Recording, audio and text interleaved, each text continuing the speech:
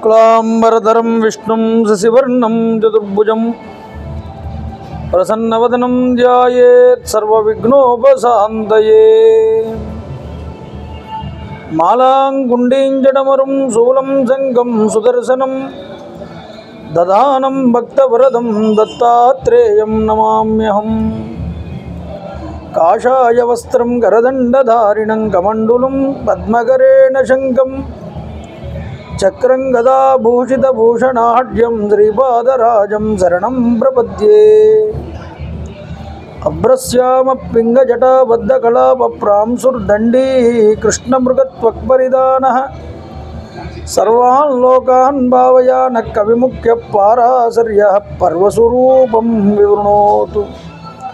छायायां पारिजातस्य हेमसिंहासनोपरि आसीनमम्बुजश्यामम् आयताक्षमलङ्कृतं चन्द्राननं चतुर्बाहुं श्रीवत्साङ्कितवक्षसं रुक्मिणी सत्यभामाभ्यां सहितं कृष्णमाश्रये। सदाशिवसमारम्भां शङ्कराचार्यमध्यमाम् अस्मदाचार्यपर्यन्तां वन्दे गुरुपरम्पराम्। वैदेही सहितं सुरद्रुमतले हैमे महामण्डपे मध्ये पुष्पकवासने मणिमये वीरासने सुस्थितम् अग्रे वाचयति प्रभञ्जनसुते तत्त्वं मुनिभ्यः परं व्याख्यान्तं भरतादिभिः परिवृतं रामं भजे श्यामलं। रामं रामानुजं सीतं भरतं भरतानुजं सुग्रीवं वायुसूनुं च प्रणमामि पुनः पुनः। विमलपटी कमलपुटी पुस्तक रुद्राक्षसस्तहस्तपुटी कामाक्षी पक्ष्मलाक्षी कलित विपंची विभासी वैरिंची मनोजवं मारुततुल्यवेगं जितेन्द्रियं बुद्धिमतां वरिष्ठं वातात्मजं वानरयूथमुख्यं श्रीरामदूतं शिरसा नमामि। हरि ओं। परमेश्वर स्वरूपమైన సభకు నమస్కారం। సభాయే నమః। ధర్మరాజు గారి యొక్క చిత్రపటానికి కమిటీ సభ్యులందరినీ పుష్పమాలాలంకృతులను చేయవలసిందిగా కోరుతున్నాం।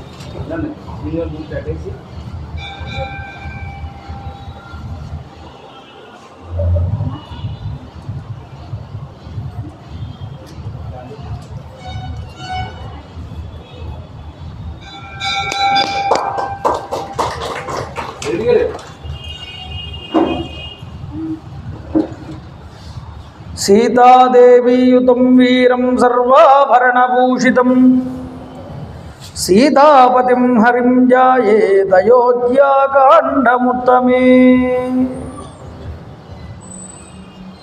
రామచంద్ర ప్రభు సీతా లక్ష్మణ సమేతుడై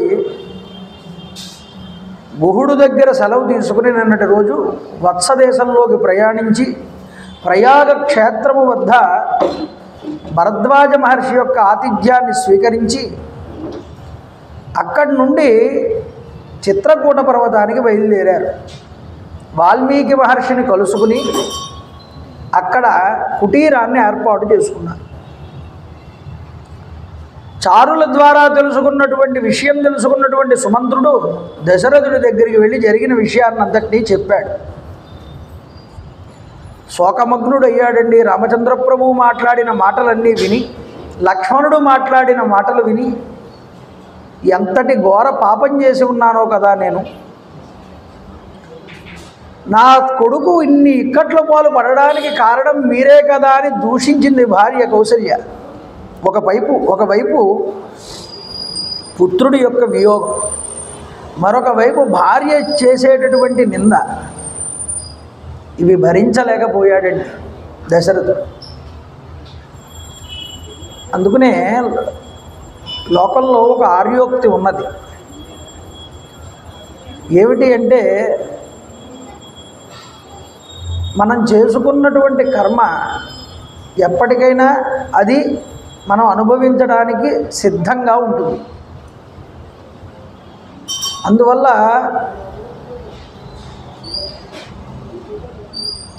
ఎవరైనా సరే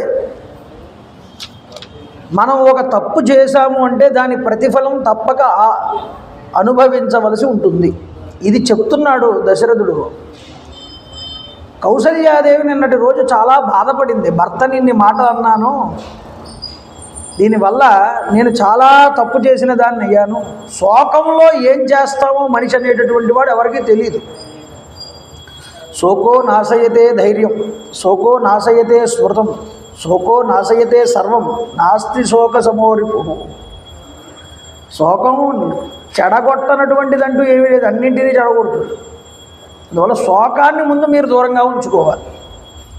కష్టం వస్తే బాధపడడం కన్నా దాన్ని ఎలా మనం అధిగమించాలి, అది మళ్ళీ మన జీవితంలో రాకుండా మనం ఎలా జాగ్రత్త పడాలి,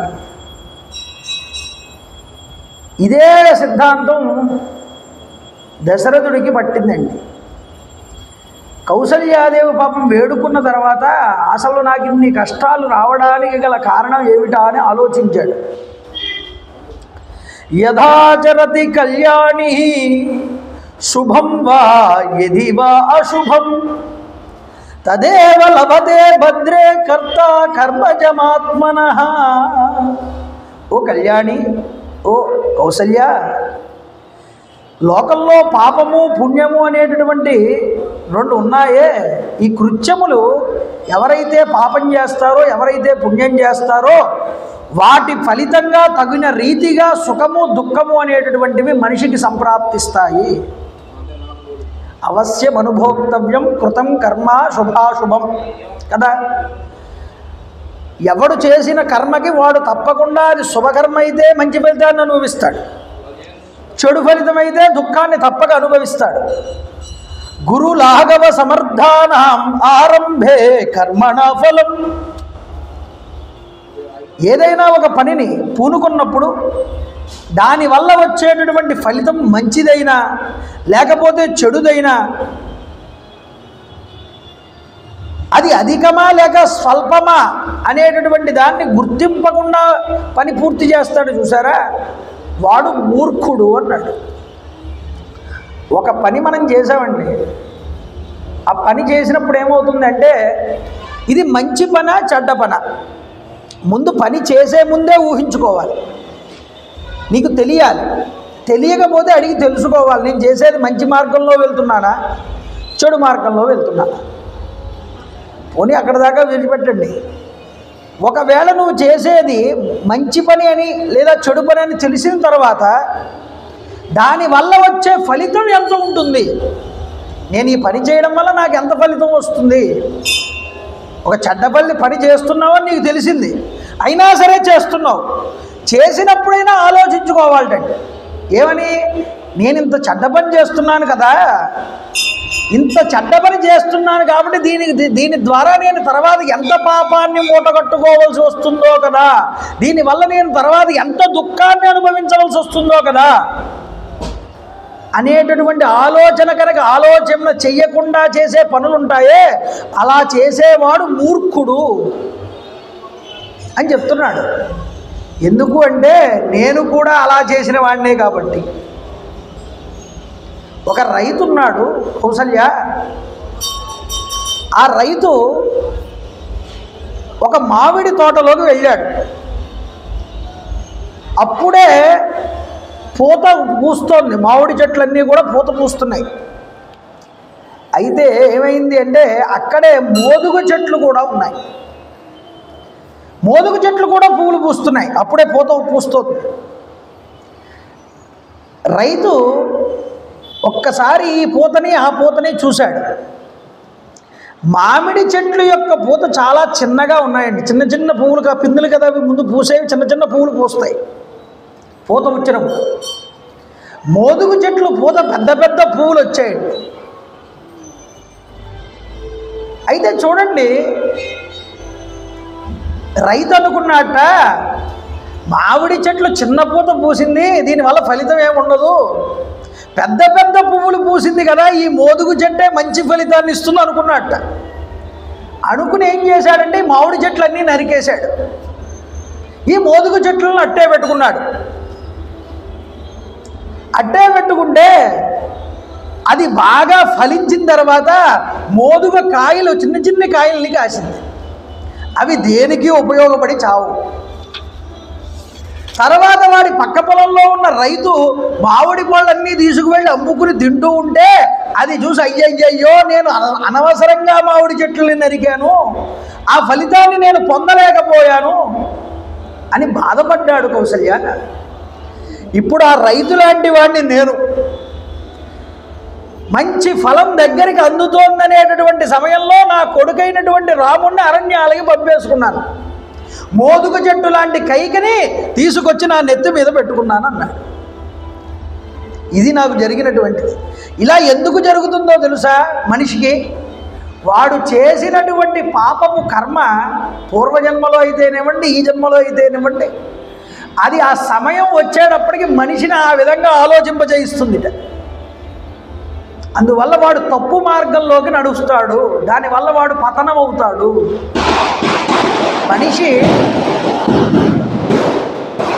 ఎప్పుడు పతనం అవుతాడు అని, మనిషి పతనం అవడం అంటే వాడి ఆలోచనే వాడిని పతనం చేస్తుంది. ఆ ఆలోచన ఎక్కడి నుంచి కలుగుతుంది అంటే లోపల ఒకడు ఉన్నాడు, వాడు ప్రేరేపిస్తూ ఉంటాడు.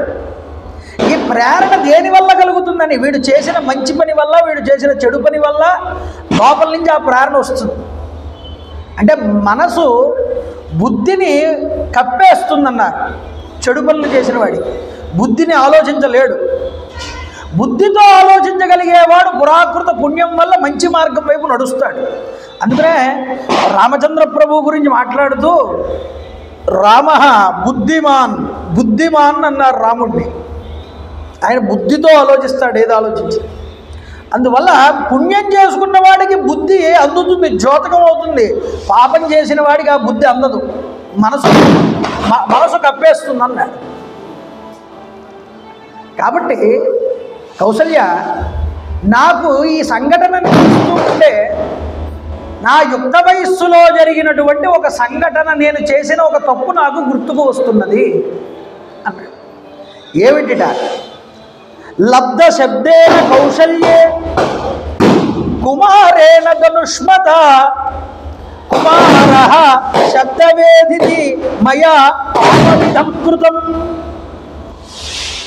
నేను యుక్త వయస్సులో, నా చిన్నతనంలో, అప్పటికి నాకు ఇంకా వివాహం కూడా అవ్వలేదు నీతో, చాలా చిన్న వయస్సు, అంటే తరుణ వయస్సు, బాగా యవ్వనంలో ఉన్నాను. అప్పుడే కొత్తగా శబ్దవేది అనేటటువంటి ఒక విద్యను నేర్చుకున్నాను. శబ్దవేది అంటే ఏమిటండి? శబ్దం ఎక్కడి నుంచి వస్తుందో విని కంటికి కనిపించకపోయినా ఆ శబ్దాన్ని బట్టి బాణప్రయోగం చేయాలి. నేర్చుకున్న కొత్తలో ఎలా ఉంటుందంటేనండి, దాని మీదగా దృష్టి పోతుంది. ఒక బండి నేర్చుకున్నా, ఒక కారు నేర్చుకున్న కొత్తలో దాని మీద మోజు ఎక్కువ ఉంటుంది. అలాగే ఈ శబ్దవేది విద్యను నేర్చుకున్న తర్వాత ఎలా ప్రయోగించాలి, ఏ శబ్దం వస్తుంటే దేని మీద ప్రయోగించాలి అని. అప్పుడు వర్షాకాలం, సంధ్యా సమయం అవుతోంది, సాయంత్రం చీకటి పడుతున్నప్పుడే నేను గుర్రాలను వేసుకుని ధనుర్బాణాలు పట్టుకుని సరయూ నదీ తీరం దగ్గరికి వెళ్ళాను. ఈ సరయూ నదీ తీరం దగ్గర అడవి వృక్షాల తోపుల మధ్యలో నక్కి బాణాన్ని చేత్తో పట్టుకుని ఏదైనా జంతువులు సరయూ నదిలో నీళ్లు తాగడానికి వస్తే వాటి మీద ప్రయోగం చేద్దామని కూర్చున్నాడండి. మీకు వినిపిస్తుందా? అయితే ఈలోపు నీరు ముంచినటువంటి, నీళ్ళల్లో నీరు పాత్ర ముంచినటువంటి శబ్దం వస్తుంది, గుడగుడగుడగుడే శబ్దం వస్తుంది. విన్నాడు దశరథుడు. ఆయనకి ఎలా అనిపించింది అంటే ఏనుగు తొండంతో నీళ్లు తాగుతుందేమో అని అనిపించింది. ఏనుగు కూడా తొండంతో నీళ్లు తీసుకున్నప్పుడు శబ్దం వస్తుంది. ఇంతకీ అక్కడికి నీళ్ల కోసం వచ్చిన వాడు ఒక ముని బాలకుడు, ఒక కుండ పట్టుకుని నీళ్లు ముంచుతున్నాడు. బడబడబడబడని శబ్దం వస్తుంది. ఈ శబ్దం ఏనుగు తొండంతో నీళ్లు తీసుకున్న శబ్దంలాగా అనిపించింది నాకు. ఓహో ఏనుగు వచ్చి నీరు తాగుతోంది, దీన్ని ఆ శబ్దం ఎటువైపు నుంచి వస్తుందో చూసినే ఉంది, బాణాన్ని పెడతాం. చీకటి కనిపించట్లేదేమి. బాణం తీశాడు, సంధించాడు, విడిచిపెట్టాడు. ఎప్పుడైతే విడిచిపెట్టానో ఆహాకారాలు వచ్చాయండి. ఆహేతి పతతస్తోయ బాణావి హతమర్మణ. ఆహాకారాలు వెలువడ్డాయి. ఎవరో మనుషుల యొక్క మాట వినిపించిందని వేగంగా పరిగెత్తుకుని ఆ ఒడ్డు దగ్గరికి వెళ్ళారు. ఒక ముని బాలకుడు ఆయువు పట్టు మీద తగిలింది బాణం, వెళ్ళి కింద పడి గిలగిలా కొట్టుకుంటున్నాడు. పరిగెత్తుకుంటూ వెళ్ళాను ఆయన దగ్గరికి. ఆయన అరిచాట పడిపోయేటప్పుడు, నేను త్రికరణ శుద్ధిగా ఎవరికి ఎలాంటి హాని కలిగించినటువంటి వాడిని, ఈ వనంలో లభించే కంద మూల ఫలాలతో నిత్యం జీవితం గడిపేటటువంటి ఋషికుమారుణ్ణి, ఇలాంటి నాలాంటి వాడిని ఈ శస్త్రంతో వధించిన వాడు ఎవడు, దీనికి కారణం ఏమిటి అంటూ ఆయన పడిపోయాడు నేల మీద. నేను చాలా భయచికితుడినయ్యాను కౌసల్య. భయం లోపల విపరీతంగా తీవ్రంగా కలిగి నేను పరిగెత్తుకుంటూ ఆయన దగ్గరికి వెళ్ళి చూసేటప్పటికీ తీవ్రమైన తేజస్సు కలిగినటువంటి చూపులతో దహించేస్తున్నాడా అన్నట్లుగా నాకేసి కోపంగా చూశాడు ఆ ముని బాలకుడు. కిం దవాపకృతం రాజన్ వనే నివస్థాపయ జిహీర్షురం భోగుర్వర్ధం యదహం దాడితస్త్వయ. అడిగాడు, నిలదీశాడు మహారాజుని ఈ ముని బాలకుడు. మహారాజా, నేను వనంలో నివసించేటటువంటి వాడిని. నా తల్లిదండ్రులకి దాహం తీర్చడం కోసమని ఈ సమయంలో నేను ఇక్కడికి వచ్చి నీరు ముంచుకుంటున్నాను. నేను నీకు చేసిన అపకారం ఏమిటో చెప్పవయ్యా. ఎందులకై నన్ను బాణంతో నువ్వు కొట్టి సంహారం చేశావు. ఒకే ఒక్క బాణంతో నా ఆయువు పట్టునంతటినీ దెబ్బతీసావు కదా. ఈ దెబ్బతో నా అంధులైనటువంటి, నా వృద్ధులైనటువంటి నా తల్లిదండ్రులు ఇద్దరూ కూడా నేను మరణించానని తెలిస్తే వాళ్ళు కూడా మరణిస్తారు. ఇది చాలా తథ్యం అని చెప్పాడు. పితుస్త్వమేవ మేఘత్వా శీఘ్రమాచక్ష్వ రాఘవ. ఓ దశరథ మహారాజా, వెంటనే నీవు మా తండ్రి దగ్గరికి వెళ్ళి జరిగిన వృత్తాంతమంతా కూడా ఆయనకి చెప్పు. లేకపోతే ఆ మహర్షి కోపానికి పొంది దావాగ్ని వలె అడవిని దహించి వేసినట్లు నిన్ను నీ వంశాన్ని దహించి వేస్తాడు. అప్పుడు ముందు వెళ్ళి మా తండ్రి దగ్గర నీ తప్పును ఒప్పుకోమన్నాడు. ఈ వాడి అయినటువంటి బాణం నా ఆయువు పట్టునికి గుచ్చుకుని చాలా బాధను కలగజేస్తోంది, పీడిస్తోంది. కాబట్టి వేగంగా ఈ యొక్క బాణాన్ని నా నుంచి తొలగించు అని అడిగాడు. అడిగితే దశరథ మహారాజు గారు ఆలోచనలో పడ్డాడండి. ఎందుకు అంటే, ఒకవేళ ఈ బాణాన్ని ఈయన యొక్క హృదయం నుంచి లాగితే ఈయన వెంటనే చనిపోతాడు. లాగకపోతే ఇది చాలా బాధకి గురి చేస్తోంది ఈ అబ్బాయిని. ఇప్పుడు నేనేం చెయ్యాలి? సందిగ్ధతలో పడ్డాడు. మునిబాలకుడు అర్థం చేసుకున్నాడండి దశరథుడి యొక్క ఆలోచన. ఏమయ్యా, ఈ బాణం నువ్వు నా గుండెల్లో నుంచి కనుక లాగితే నేను చనిపోతానని నువ్వు ఆలోచిస్తున్నావు. నేను కనుక చనిపోతే నీకు ఎక్కడ బ్రహ్మహత్యాదోషం పట్టుకుంటుందానని నువ్వు ఆలోచిస్తున్నావు. కానీ నీకు ఆ దోషం అనేటటువంటిది అంటదు. ఎందుకో చెప్తాను వినమన్నాడు. నేను బ్రాహ్మణ కుమారుణ్ణి కాదయ్యా. ఏమండి, ఇదో పాయింట్. మరి నేను ఎవరినో చెప్పరా? ఒక వైశ్యుడికి శూద్రకన్య యందు జన్మించినటువంటి సంతానాన్ని నేను. కాబట్టి నేను నీ చేతుల్లో హతుడిని అవ్వడం వల్ల నీకు బ్రహ్మహత్యాదోషం అంటుకోదు అని చెప్పాడు. కాబట్టి నువ్వు భయపడాల్సిన అవసరం లేదు, నువ్వు నా బాణాన్ని తీ. ఇది ఒక మాట అండి. అయితే ఈ మాట మీరు బాగా గుర్తుపెట్టుకోవాలి. ఎందుకంటే మన ఆర్ష గ్రంథములు ఎంత గొప్పవో నిరూపించబడ్డానికి ఇవి తార్కాణాలు. ఇలాగా పరితపిస్తున్నటువంటి దశరథుడు అతడి శరీరం నుండి బాణాన్ని ఒక్కసారి లాగేట్టాడు.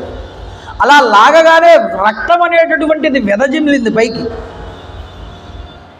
భయపడుతూ ఆ ముని బాలకుడు బాధపడుతూ కూడా శరీరాన్ని విడిచిపెట్టేశాడు. ఏం చెయ్యాలి? వెంటనే ఆ కుర్రాడు పట్టుకుని తీసుకొచ్చినటువంటి నీటి పాత్రని ఆ నీళ్ళని ముంచుకుని సరయూ నదిలో ఆ ముని యొక్క ఆశ్రమానికి దశరథుడు వెళ్ళాట. వెళ్ళి ఆ బాణని పట్టుకుని ఆ శబ్దం చేశాడు, తలుపు తీశాడు. ఇలాగ కుర్రాడు వచ్చాడు, పిల్లవాడేమో అనుకుంటున్నారు. వాళ్ళు అంధులు, కళ్ళు కనిపించవు తల్లిదండ్రులు ఇద్దరికీ కూడా. బలహీనులు, వృద్ధులు, రెక్కలు తెగిపోయిన పక్షుల్లాగా ఎటు కదలలేక ఒకే చోట ఉన్నారు వాళ్ళు. వాళ్ళ స్థితిని చూశాడండి దశరథుడు. నా అడుగుల శబ్దం విని ఆ ముని అంటున్నాడు, నాయనా కుమారా, ఇంత ఆలస్యమైందేంట్రా? త్వరగా నీళ్లు తీసుకునిరా, మీ అమ్మగారికి దాహం ఎక్కువగా ఉన్నది, తట్టుకోలేకపోతున్నది. నీళ్లు తీసుకొచ్చి దాహార్తిని తీర్చమన్నాడు. జలానికై వెళ్ళి, నువ్వు ఇంత ఆలస్యం చేసినందుకు మీ తల్లి నీకై తహతహలాడుతూ ఎదురు చూస్తున్నదిరా తండ్రి. ఇలా మాట్లాడుతూ ఉంటే ఏం చెప్పాలి ఈయన దశరథుడు? ఏమండి మహానుభావ, మహాత్మా, నేను నీ పుత్రుణ్ణి కాదు, నేను క్షత్రియుణ్ణి, నా పేరు దశరథుడు. నేను సత్పురుషులు నిందించేటటువంటి ఒక దారుణమైన పనిని పూనుకున్నాను ఈరోజు. అది ఏమిటి అంటే, నీ కుమారుడు నా చేతిలో నిహతుడయ్యాడు. శబ్దవేది విద్య కారణంగా ఏదో జంతువు అనుకుని నీ కుమారుణ్ణి నేను ఇవాళ వధించవలసి వచ్చింది. దానికి నేను క్షంతవ్యుడను, నన్ను క్షమించు వేడుకున్నాడండి దశరథుడు. ఏనుగు అనుకుని చంపదలిచి మీ కుమారుణ్ణి కొట్టవలసి వచ్చింది. ఇక మీద మీరు అనుగ్రహిస్తారా, శపిస్తారా, అది మీ ఇష్టమని నమస్కారం చేసి నిలబడ్డాడు దశరథుడు. గోలున విలపించాటండి తల్లిదండ్రులు ఇద్దరు కూడా. విలపించి అంటున్నారు, యజ్ఞేతం అశుభం కర్మ నత్వం మే కదయే స్వయం ఫలేన్ మూర్ధాస్మదే రాజన్ సద్య శతసహస్రధ. రాజా, నువ్వు ఈ విషయాన్ని వెంటనే నా దగ్గరికి వచ్చి చెప్పావు కాబట్టి నువ్వు బ్రతికిపోయావు అన్నట్టు. లేకపోతే నువ్వు నాకు కనుక వచ్చి ఈ విషయాన్ని కనుక నువ్వు చెప్పకుండా వెళ్ళిపోయి ఉంటే నీ తల 1000 వ్రక్కలయ్యేది. అంతేకాదు నీ ఇక్ష్వాకు వంశాన్నంతటినీ నాశనం చేసేవాడిని నేను అన్నాడు. ఇక్కడ మనం ఒక ఆలోచన చెయ్యాలి. ఆయన ఋషి, ఆయన కుమారుడు ఋషి కుమారుడు. ఏమండి, నాకు కలిగిన సందేహం అండి, రామాయణం చదివినప్పుడు మా గురువు గారు నాకు సందేహం నివృత్తి చేశారు. దశరథ మహారాజు గారేమో రాజర్షి, ఇతనేమో వైశ్యుడు. బ్రాహ్మణ, క్షత్రియ, వైశ్య, శూద్ర 4 వర్ణాల వాళ్ళు కదా. వైశ్యుడు ఋషిగా మారాడు అంటే ఆయన తపస్సు చేశాడు. ఈయన కూడా రాజర్షి కాబట్టి, రాజర్ష లోకాలను పొందినవాడు కాబట్టి ఈయన ఋషే. మరి ఒక వైశ్యుడు తనకన్నా పైవర్ణంలో ఉన్నటువంటి రాజర్షిని శపించగలడా అని అడిగారు. బ్రహ్మహత్యాపాతకం ఎలా చుట్టుకోదని పిల్లాడు చెప్పాడో అలాగే వాళ్ళు చెప్పిన శాపాలు ఇతనికి తగలవు కదా అన్నాను నేను. ఎందుకంటే ఆయన రాజర్షి, ఆయన ఋషి కాబట్టి. అప్పుడు మా గురువుగారు చెప్పిన విషయం ఏమిటంటే అండి, ఒక సాధారణమైన కూలి పని చేసుకునేటటువంటి వాడు బ్రాహ్మణుణ్ణి శపించినా అది జరుగుతుందన్నారు. ఎలా జరుగుతుంది? వాడి ధర్మాన్ని వాడు పాటిస్తూ వాడు తపస్సు కనుక చేస్తే, వీడు కనుక ఆ తపస్సు వీడికన్నా తక్కువగా ఉంటే వీడు చెప్పింది వాడికి ఫలిస్తుందట. ఇది గుర్తుపెట్టుకోవాలండి, మీరు గట్టిగా పట్టుకోవాలి. అంటే ఎవడి ధర్మం వాడు తప్పకుండా పాటిస్తూ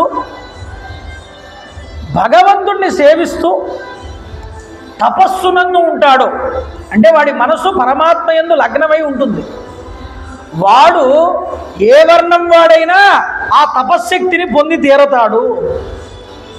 మీకు మొదటి రోజు చెప్పాను, సూర్య ఆరాధన అనేటటువంటిది కేవలం బ్రాహ్మణులకే కాదు, సకల వర్ణాల వారికి ఉన్నది.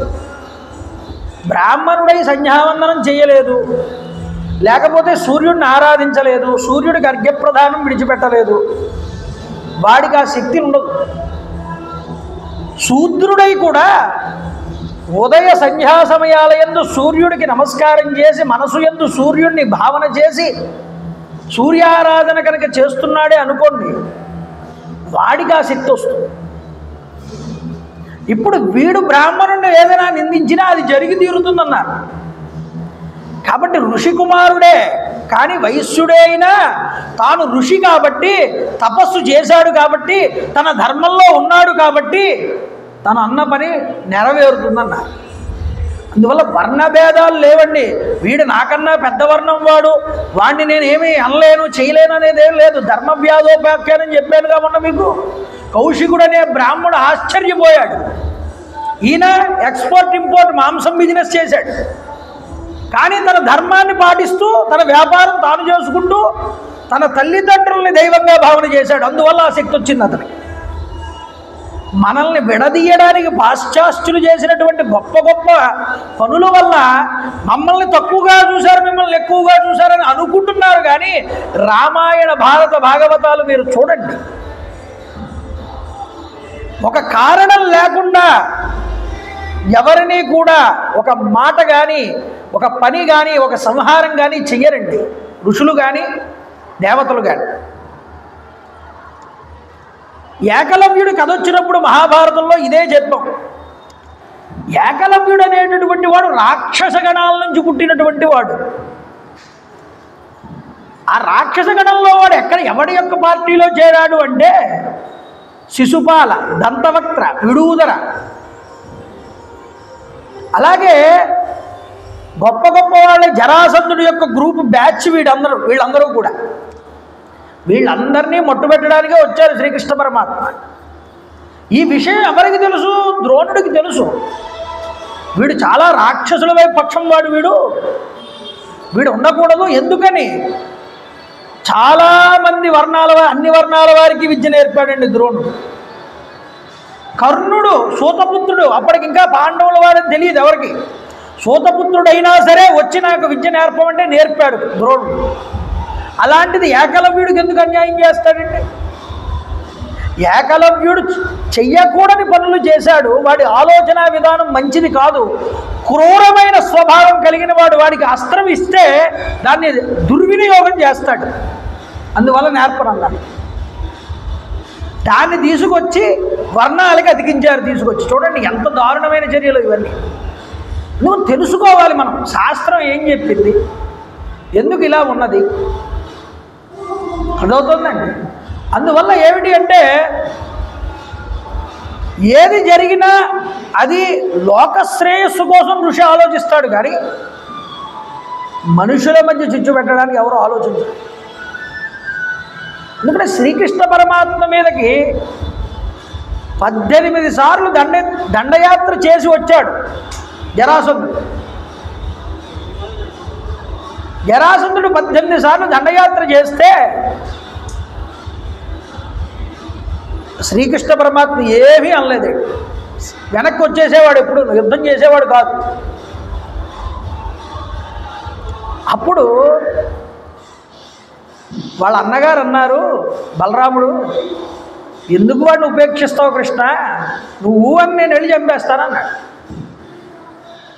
వాడొకడు చచ్చిపోతే ఎలాగరా నాన్న, వాడిని బేస్ చేసుకుని వాడు వెనకాల ఉన్న వాళ్ళందరూ రావాలి, అలా వచ్చినప్పుడు వాళ్ళందరూ ఒకేసారి చేస్తారు, దానికి కూడా టైం ఉంది, కంగారు పడద్దు అన్నాడు శ్రీకృష్ణ పరమాత్మ.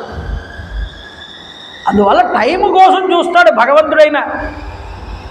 వాడు ఎంత పాపం చేయని శ్రీకృష్ణ రామచంద్ర ప్రభు వారు భూమి మీదకి వచ్చారు అంటే శ్రీ మహావిష్ణువు దగ్గరికి వెళ్ళి వేడుకున్నారు దేవతలు. కంగారు పడకండి అయ్యా, వాడి టైం రానివ్వండి, వచ్చినప్పుడు తప్పకుండా వస్తాడు. ఈ టైం రానంత వరకు వీడు ఏం చేస్తాడు, పాపం మీద పాపాలు చేస్తూ ఉంటాడు. వాడు చేసినటువంటి పాపాలు ముదిరిపోతూ ఉంటాయి. ఇలా చెయ్యొచ్చా చెయ్యకూడదా ఆలోచన ఉన్నది ఇంక వాడికి. అంటే పాపపు పనుల వైపు మనసు వెళ్ళిపోతుంది ఇంక ఆటోమేటిక్గా. ఇందాక చెప్పుకున్నాంగా, అంటే ఆరిపోయే దీపానికి వెలుగు ఎక్కువ అని చేసే పనులన్నీ కూడా దుర్మార్గమైనటువంటి పనుల వైపు మనసు వెళ్ళిపోతుంది. సీతాదేవిని ఎత్తుకు రావడానికి ముందుగానే 26 మందిని ఎత్తుకొచ్చాడు రావణాసుడు. ఇప్పుడు 27వ ఆవిడ. పోనీ ఒక్క ఆవిడని ఉపేక్షించవచ్చు కదా, ఇప్పటికే చాలామంది ఎత్తుకుని వచ్చాం, ఈ ఒక్క ఆవిడని ఎత్తుకు రాకపోతే ఎందుకు, మారీచుడు ఎందుకు, జాగ్రత్తగా ఉండి రాముడు చాలా గొప్పవాడని చెప్తున్నాడు అని ఆలోచించవచ్చుగా. ఆలోచించనివ్వదు. ఆ సమయం వచ్చేటప్పటికి నాకన్నా గొప్పవాడు ఎవడో లేడనుకుంటాడు. అలా అనుకుని వాడి టైం వచ్చేంత వరకు కూడా, అంటే 26 మందిని ఎత్తుకొచ్చాం, వీళ్ళు నన్ను ఏం చేయలేకపోయారు, మానవకాంతిని ఎత్తుకొస్తే మాత్రం మానవుడు నన్ను ఏం చేస్తాడు, ఈ భావం కలిగించాడండి రాముడు. కాబట్టి ఆ పరమాత్మ కూడా వేచి ఉంటాడు సమయం వచ్చేంత వరకు. ఫలితం రావాలి అంటే మనం చేసిన పాపానికి ఫలితం, దానికి ఒక టైం ఉంటుంది. ఏదో నేను ఇప్పుడు నా ఇంట్లో ఓపుకుంది, నాకు మంచి పదవి ఉన్నాయి, నేను నా ఇష్టం వచ్చినట్టు చేస్తానంటే సమయం అయిపోయిన తర్వాత దాని ఎఫెక్ట్ ఎలా ఉంటుందో అప్పుడు తెలుస్తుంది. దశరథుడు కూడా చిన్న తప్పు చేస్తే ఇప్పుడు అంత బాధపడుతున్నాడు. కాబట్టి మాకురు ధన జన యవ్వన గర్వం హరతి నిమేషకాల సర్వం. నా వాళ్ళండి, నా యొక్క బలగవండి, నాకింత పదవి ఉందండి, నేను చిటికేస్తే ఇంతమంది వస్తారండి. ఇవన్నీ అంతకాలం ఉంటాయ్యా నీ జీవితంలో. నీ పదవి ఉన్నంత వరకు ఉంటాయి, పోనీ నీకు ఓపిక ఉన్నంత వరకు ఉంటాయి, లేదు నీ దగ్గర డబ్బు ఉన్నంత వరకు ఉంటాయి. నీ మలమూత్రాలను నువ్వే విసర్జించలేని పరిస్థితి కనుక వస్తే ఎవడు మాత్రం నీ దగ్గర ఉండి సేవ చేస్తాడు? హరతి నిమేష కాల సర్వం మాయామయమిదం అఖిలం హిత్వా బ్రహ్మపదంత్వం ప్రవిశ విదిత్వా. ఇదంతా మాయరా పిచ్చివాడా? ఈ మాయే నిజం అనుకుంటున్నావు, భ్రాంతి పడుతున్నావు, దీనికోసం వెంపర్లాడుతున్నావు, అక్కడి నుంచి ఇక్కడికి పెరగడుతున్నావు, ఆ మోసాలు చేస్తున్నావు, ఈ మోసాలు చేస్తున్నావు. ఇవన్నీ కన్ను మూసే సమయంలో కళ్ళ ముందు కనిపిస్తాయి. ఇప్పటిదాకా సాగింది నీ ఆట, తర్వాత ఆట ఏమిటి నీ చేతుల్లో ఉండదు. అది భగవద్ నిర్ణయం అవుతుంది. ఎన్నో కింద యోనుల్లోకి వెళ్ళిపోతావు. అందుకనే సమయాన్ని వృధా చెయ్యకూడదంటారు శాస్త్రం. ఎందుకు వృధా చేయకూడదు? రేపు అన్నది నీదో కాదో ఎవరికి తెలుసయ్యా? ఎవరికీ తెలియదు. ఏమండి, ప్రతి సంవత్సరం చెప్పే రామాయణమే కదా, ఈ సంవత్సరం నాకు చాలా పనులున్నాయి, ఈ పనులున్నాయి కాబట్టి వచ్చే సంవత్సరం వింటానులేండి. వచ్చి అప్పటిదాకా నువ్వు ఉంటావని గ్యారంటీ ఏముంది?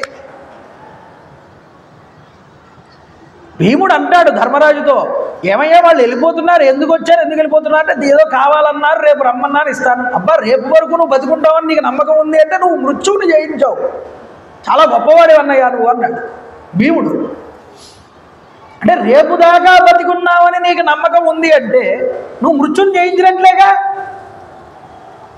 అంటే అప్పుడు అర్థమైంది ధర్మరాజు, బాబు వద్దురా బాబు ఇలా రండి అని దానం చేసేప్పుడు పంపించాడు. కాబట్టి ఉన్న సమయంలో నువ్వు వినియోగించుకోలేని దాన్ని తర్వాత నేను ఎప్పుడో వినియోగించుకుంటానంటే అది నీకు ఎలా కుదురుతుందయ్యా? కాబట్టి సమయాన్ని వినియోగించుకోవాలి. సమయం చాలా గొప్పది. కాల కలయతామహం, కాలస్వరూపంగా ఉన్నది కూడా నేనే.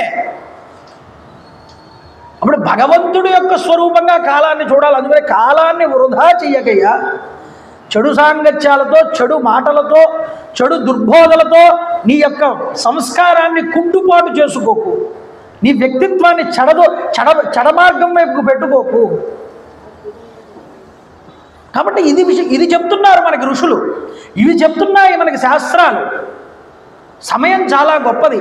ఈ సమయంలో తరించడానికి ఏం చేయాలో ఆలోచించు.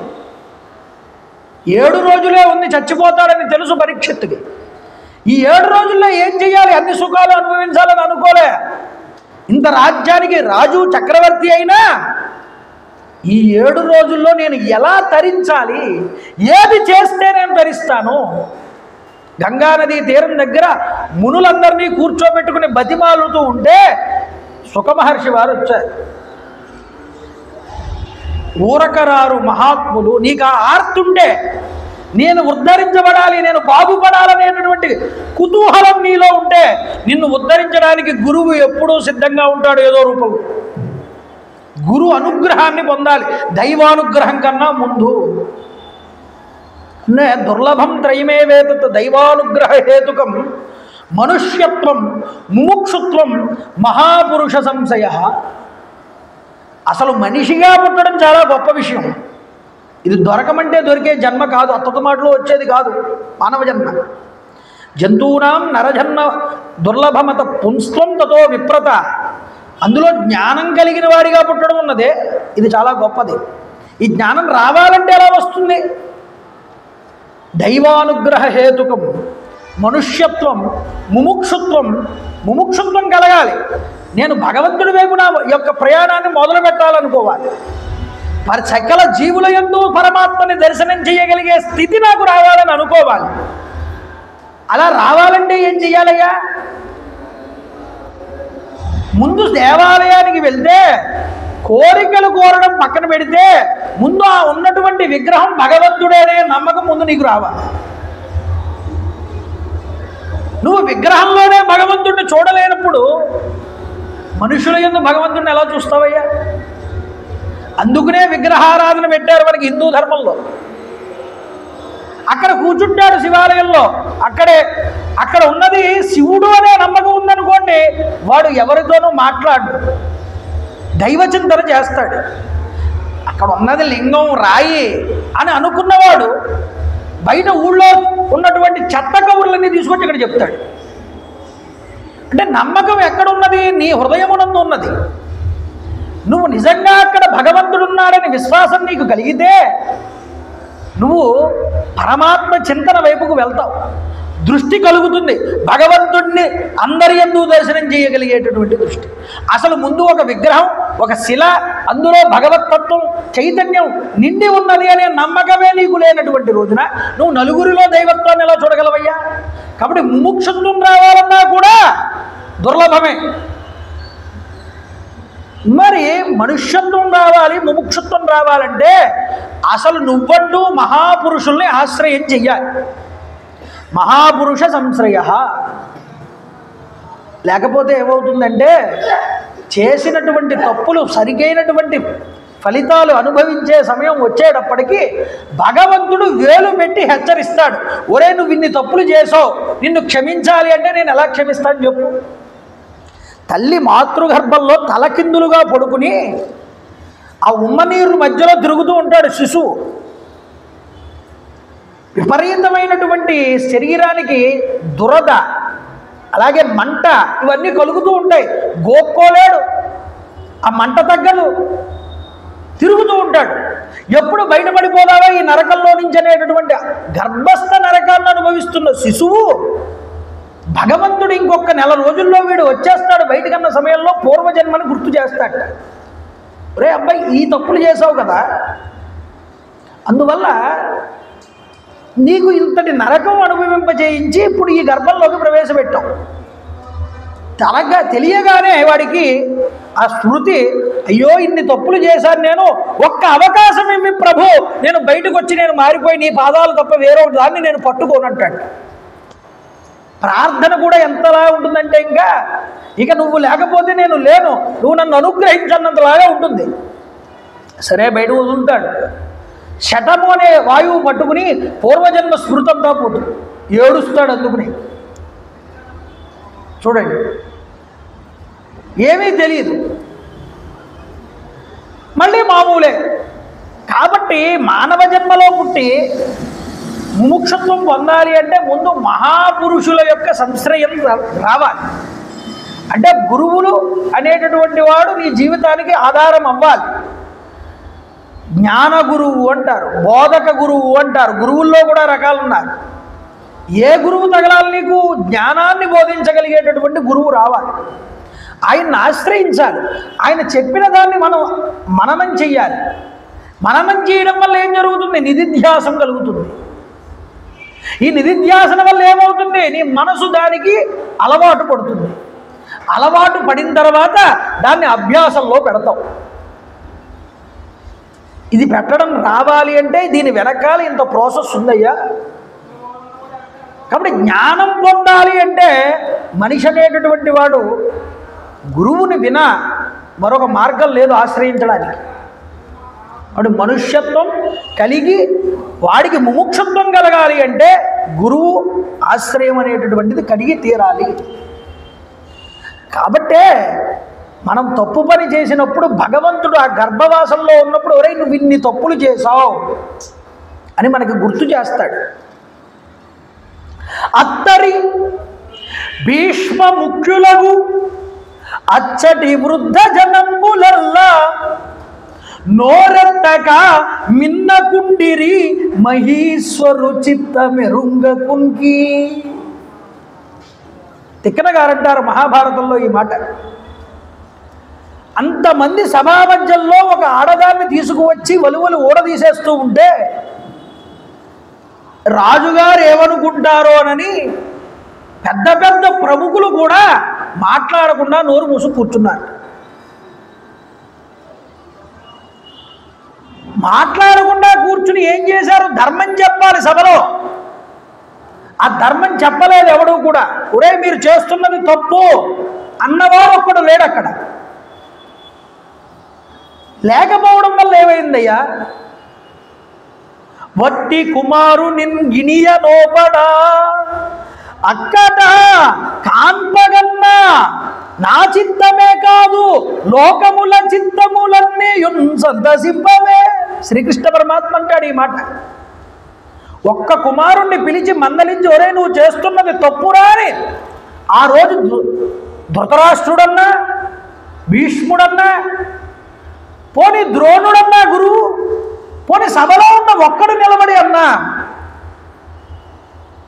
వాడింతటి దెబ్బలు తినగలిగేవాడా? ఊరుకున్న ప్రతి ఒక్కడు యుద్ధంలో దెబ్బలు తిన్నవాళ్లే, ఒక్క విదురుడు తప్ప. ఆయనే చెప్పాడు ధర్మం, ఇంకెవరూ చెప్పలేదు. కాబట్టి ధర్మం చెప్తే ఏం జరుగుతుందయ్యా? ధర్మం మాట్లాడితే ఏం జరుగుతుంది? కాబట్టి భగవంతుడు ప్రతిదీ చూస్తాడు. నువ్వు ఎలా ప్రవర్తిస్తున్నావు అన్నది ఆయన మీద ఉంటుందని నేను చెప్పానుగా. ధర్మంగా నువ్వు బ్రతికితే ఆ ధర్మమే నిన్ను కాపాడుతుంది. ధర్మాన్ని నువ్వు రక్షించలేదు అంటే ధర్మానికి హాని ఏమి ఉండదయ్యా.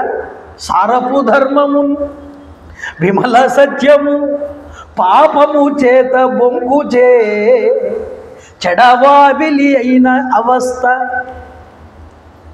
దక్షులెవ్వారలు ఉపేక్ష చేసిరి అది వారలకు చెటకు గాని ధర్మ నిస్తారకమయ్యును సత్య శుభదాయకమయ్యును దైవముండెడు.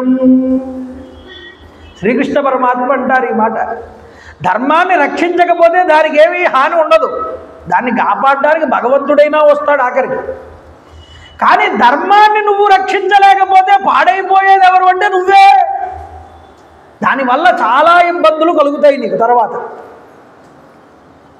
కాబట్టి ఇది గుర్తుపెట్టుకోండి. కాబట్టి వర్తులమై మనం బ్రతకాలి, మానవత్వంతో ఉండాలి. కాబట్టి అంతేగాని నువ్వు ఈ వర్ణం ఆ వర్ణం వర్ణాలను తీసుకొచ్చి ఇందులో మన తరతమ భేదాలు చూపించుకునే పద్ధతులు పూర్వం లేవండి. మా గురువు గారు ఎప్పుడూ చెప్తూ ఉండేవారు. మా అత్తగారికి ఇంటికి మేము నా చిన్నతనంలో వెళ్ళినప్పుడు యువకుడిగా ఉన్నప్పుడు ఊళ్ళో రైతులందరూ వచ్చి మా ఊరు అల్లుడు అని చెప్పి ఆనందంగా నన్ను స్వీకరించే వాళ్ళు. ఇంట్లోకి తీసుకువెళ్ళి ఫలానా ఎవడి జున్ను తినండి, ఈ పళ్ళు తీసుకోండి అన్నీ ఇచ్చేవారు.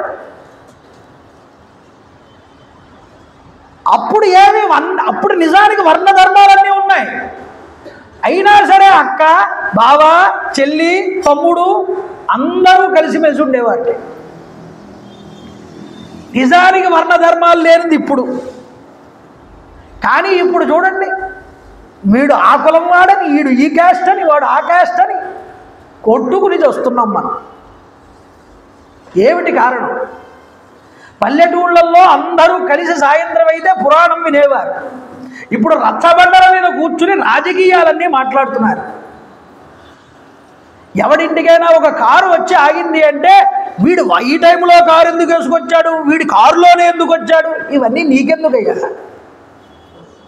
అంటే పురాణం వినేటటువంటి స్థాయి నుంచి మాశ్చర్యానికి లోనయ్యే రాజకీయ సంస్కృతికి తోడయ్యే గ్రామాలన్నీ కూడా ఈ రోజుల్లో. ఎందువల్ల?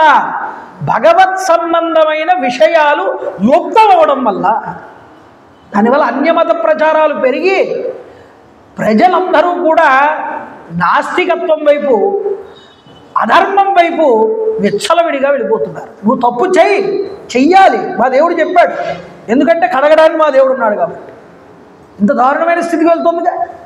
ఒరే, తప్పు చేస్తే భగవంతుడు ఉన్నాడు, వాడు శిక్షిస్తాడనే భయం పోయింది. అంటే మనిషి ఏ మాట చెప్తే మనిషి కలియుగంలో సుఖాల వైపుకు మరుగుతాడండి. ఈ సుఖాల వైపుకు మరిగేటటువంటి మనిషికి వాడి బుద్ధికి ఏదితో మంచిదని అనిపిస్తే అదే వాడికి మతం. మతం అంటే ఏమిటి? మతితో నిర్ణయించుకునేది మతం అండి. మనది మతం కాదు, మనది ధర్మం. హిందూ ధర్మం మనది. ఇది సనాతనము. ఇది ఒకళ్ళ చేత మార్చబడేటటువంటిది కాదు. అందుకనే రాముడు ఏమన్నాడు వాళ్ళ తల్లిగారితో? నువ్వైనా, నేనైనా, తమ్ముడైనా, భార్య అయినా అందరూ తండ్రి మాట వినవలసిందే. ఇదే సనాతన ధర్మ, ఏష ధర్మ సనాతన అన్నాడు. కాబట్టి ధర్మం అంటే ఏమిటో, దాని స్థితిగతులు ఏమిటో, దేనిని ఆచరించడం వల్ల మనం తర్వాత జన్మలు ఎలా పొందుతామో, ఏ పనులు చేయడం వల్ల మనం కష్టాలు లేకుండా సుఖంగా ఎలా బ్రతుకుతామో మన ధర్మం వల్ల మనకు తెలుస్తుంది. తెలుసుకోవాలి. తెలుసుకోవడానికే పురాణం అండి. పురాణం లేకపోతే మనిషి జీవనం అనేటటువంటిది లేదు. పురాణం లేకపోతే పూజ లేదు. పురాణం లేకపోతే వ్రతం లేదు. పురాణం లేకపోతే నోములు లేవు. అసలు మనిషి మనుగడకి, మనిషి ఆధ్యాత్మిక ఉన్నతికి, మనిషికి దైవం అంటే పరిచయం చేసింది పురాణమే. వేదంలో పన్నం చెప్తే కూర్చుని మీకు ఎవరికైనా అర్థమవుతుందా? ఇక్కడ లేదురా. సత్యం వద, ధర్మంచర, మాతృదేవో భవ, పితృదేవో భవ, వేదం చెప్పుకుంటూ వెళ్ళిపోయింది. ఒరే సత్యం వద, హరిశ్చంద్రుడు ఉన్నాడు రా, సత్యాన్ని పట్టుకున్నాడు, భార్యని కూడా అమ్ముకున్నాడు సత్యం కోసం, రాజ్యాన్ని విడిచిపెట్టాడు, ఒక ధర్మాన్ని చూపించాడు, ఒకరి చేత ద్వారా ఆచరింపజేయించే పురాణం. రామో విగ్రహవాన్ ధర్మ, రాముడు ధర్మాన్ని పట్టుకున్నాడు. చూడరా, ఆయన మార్గంలో నడు, రామస్య అయనం రామాయణం అన్నారు. లేదు, మాతృదేవో భవ, పితృదేవో భవ అనేటటువంటి మాటలకి రామచంద్ర ప్రభువే వ్యాఖ్యానం చేశారు మొన్నటి రోజున. కాబట్టి మన పురాణాలు, మన ఇతిహాసాలు, మన గ్రంథాలు మనిషి మనుగడని చూపిస్తున్నాయి. ఎలా బ్రతకాలో నిర్దేశిస్తున్నాయి. అలా బ్రతకమని నీకు ఆదేశం చేస్తున్నాయి. భగవంతుడి యొక్క మార్గాన్ని నీకు సూచిస్తున్నాయి. అది పట్టుకో, తరించిపో, ఈ జన్మను ఉపయోగించుకుని. ఇంతకన్నా గొప్ప జన్మ మరొకటి రాదు, మానవ జన్మ. కాబట్టి ఈ మానవ జన్మ ఉన్నప్పుడే దీన్ని విని, దీన్ని ఆచరణాత్మకం చేసుకుని, దీన్ని ఒక మంచి పద్ధతిలోకి వెళ్తే అది సకల శ్రేయస్సులు ఇస్తుందండి. అందుకే తులసీదాసు గారు అంతటి ఆయన రామాయణం చెప్తూ ఉంటే ఒక రైతు రోజు వచ్చి ఆయన్ని తిట్టేవారు. వీళ్ళందరినీ పోగు చేసుకుని కూర్చోబెట్టి వాళ్ళందరి సమయాన్ని పాడు చేస్తున్నావు నువ్వు, నీకు బుద్ధి లేదు, విన్నయ్య వాళ్ళకి బుద్ధి లేదనేవాడు ఆయన. ఆయన అన్నాడు, ఏమండి మీరు వయసు చాలా పెద్దది కింద ఉన్నది, నేను రామాయణం చెప్తున్నాను, మీరు కూడా వచ్చి ఒక రోజు వినండి. ఊరుకోవయ్యా, అందరి పనులు పాడు చేస్తున్నావు, నా పని కూడా పాడు చేస్తావా నువ్వు, నేను ఇప్పుడు వినే పరిస్థితి లేదు, వెళ్ళిపోమన్నట్టు. అయ్యో పాడైపోతున్నామండి, జీవితం అనేటటువంటిది క్షణికం, ఒకరోజైనా వచ్చి వినండి. లేకపోతే నేను వస్తాను మీ ఇంటికి, నేను వచ్చి చెప్తాను, 2 శ్లోకాలు, ఒక సర్గ వినిపిస్తాను మీకు రామాయణం, వినండి. నాకు ఇప్పుడు ఖాళీ లేదు, వారం రోజుల తర్వాత కనిపించు, అప్పుడు చూద్దామన్నాడు. వారం తర్వాత వచ్చారు తులసీదాసు గారు. నెల రోజుల తర్వాత రాన్నాడు, వదిలేలా లేడి నన్ను. నెల తర్వాత వచ్చాడు, 3 నెలల తర్వాత కనిపించన్నాడు. 3 నెలల తర్వాత వచ్చాడండి ఆయన, గుర్తుపెట్టుకుని. చూడండి, దైవం అనేటటువంటిది మనిషిని ఎటువైపు తోసేస్తుందంటే, వాడికి కనుక అనుగ్రహం లేకపోతే, తలుపు ఈసారి తీసింది ఎవరు అంటే కొడుకు తీశాట. ఏమంటే మీ నాన్నగారు 3 నెలల తర్వాత రమ్మన్నారు, రామాయణం వింటా అన్నారు, పుస్తకం పట్టుకుని వచ్చాను నేను. ఆయన 15 రోజుల క్రితమే కాలం చేశారండి అన్నాడు. వెళ్ళిపోతున్నాడు. అయ్యో చాలా ఇబ్బంది పడ్డాడు, ఆయన వినమంటే వినలేదు, భగవంతుడు యొక్క అనుగ్రహాన్ని పొందలేకపోయాడు, బాధపడుతూ వెనక్కి తిరిగి తులసీదాసు గారు వెళ్ళిపోతూ ఉంటే అక్కడే గొడ్ల చావడిలో ఆవుకి ప్రసవమై ఆకి దూడగా పుట్టాటండి ఈ చనిపోయిన పెద్ద మనిషి. దాని దగ్గరికి వెళ్ళాడు, చూసి గుర్తుపడింది ఆ దూడ. పాపం చెప్దాం అనుకుంటున్నాడు, చెప్పలేని పరిస్థితి. ఆ యొక్క స్థితి అలాంటిది కదా. అర్థమైంది తులసీదాసు గారికి, ఓహో ఇలా పుట్టారా ఇక్కడ. వినమన్నప్పుడు, సమయం ఇచ్చినప్పుడు, మానవ జన్మ ఉన్నప్పుడు దాన్ని వినియోగించుకోలేదు, మీరు ఏం చేయమంటారు? కాబట్టి భగవంతుడు ఇచ్చిన అవకాశం మానవ జన్మని, ఈ సమయాన్ని వృధా చేసుకోబోకండి. ఎందుకు చెప్పవలసి వచ్చిందంటే వర్ణాశ్రమం కాదయ్యా ముఖ్యం. ఎవడు వాడి ధర్మాన్ని తప్పకుండా ఆచరిస్తూ భగవంతుడిని విడిచిపెట్టట్లేదో వాడు గొప్పవాడు. అందుకనే ప్రతి ఒక్కడిలో సకల భూతముల యందు, సకల ప్రాణుల యందు భగవంతుడిని దర్శనం చెయ్యాలి. సకల భూతముల యందు ప్రాణికోట్లలో భగవంతుడిని ధ్యానం చేస్తాం కాబట్టే మనం చూడండి, ఎవరైనా నిద్రిస్తుంటే దాని మీద నుంచి దాటం. ఎందుకు దాటకూడదు? ప్రతి భూతము యందు కూడా భగవంతుడు ఉన్నాడని నమ్మకం మనకి. భగవంతుడిని మనం దాటగలమా? కాబట్టి భగవంతుడు అందరిలో ఉన్నాడు అనే భావం ఉన్నప్పుడు వైషమ్యములు అనేటటువంటివి రావండి, అవి ఉండవు. ఇది చూపించారు ఇక్కడ. కాబట్టి నువ్వు పదవీ భ్రష్టుని చేసేవాడిని, మీ వంశాన్నంతటినీ కూడా నాశనం చేసేవాడిని అని చెప్పాడు. చెప్పిన తర్వాత, ఓ రాజా, నా పుత్రుణ్ణి మేము చూడాలనుకుంటున్నాం, మా పుత్రుడున్న ప్రదేశానికి తీసుకెళ్ళమన్నాడు ఈ ఋషి. తీసుకువెళ్ళాడు. పుత్రుడి దగ్గర కూర్చోబెట్టాడు. కళ్ళు కనిపించట్లేదు, ఇలా చేత్తో నిమురుతూ కుమారుణ్ణి గుర్తుపెట్టాడు.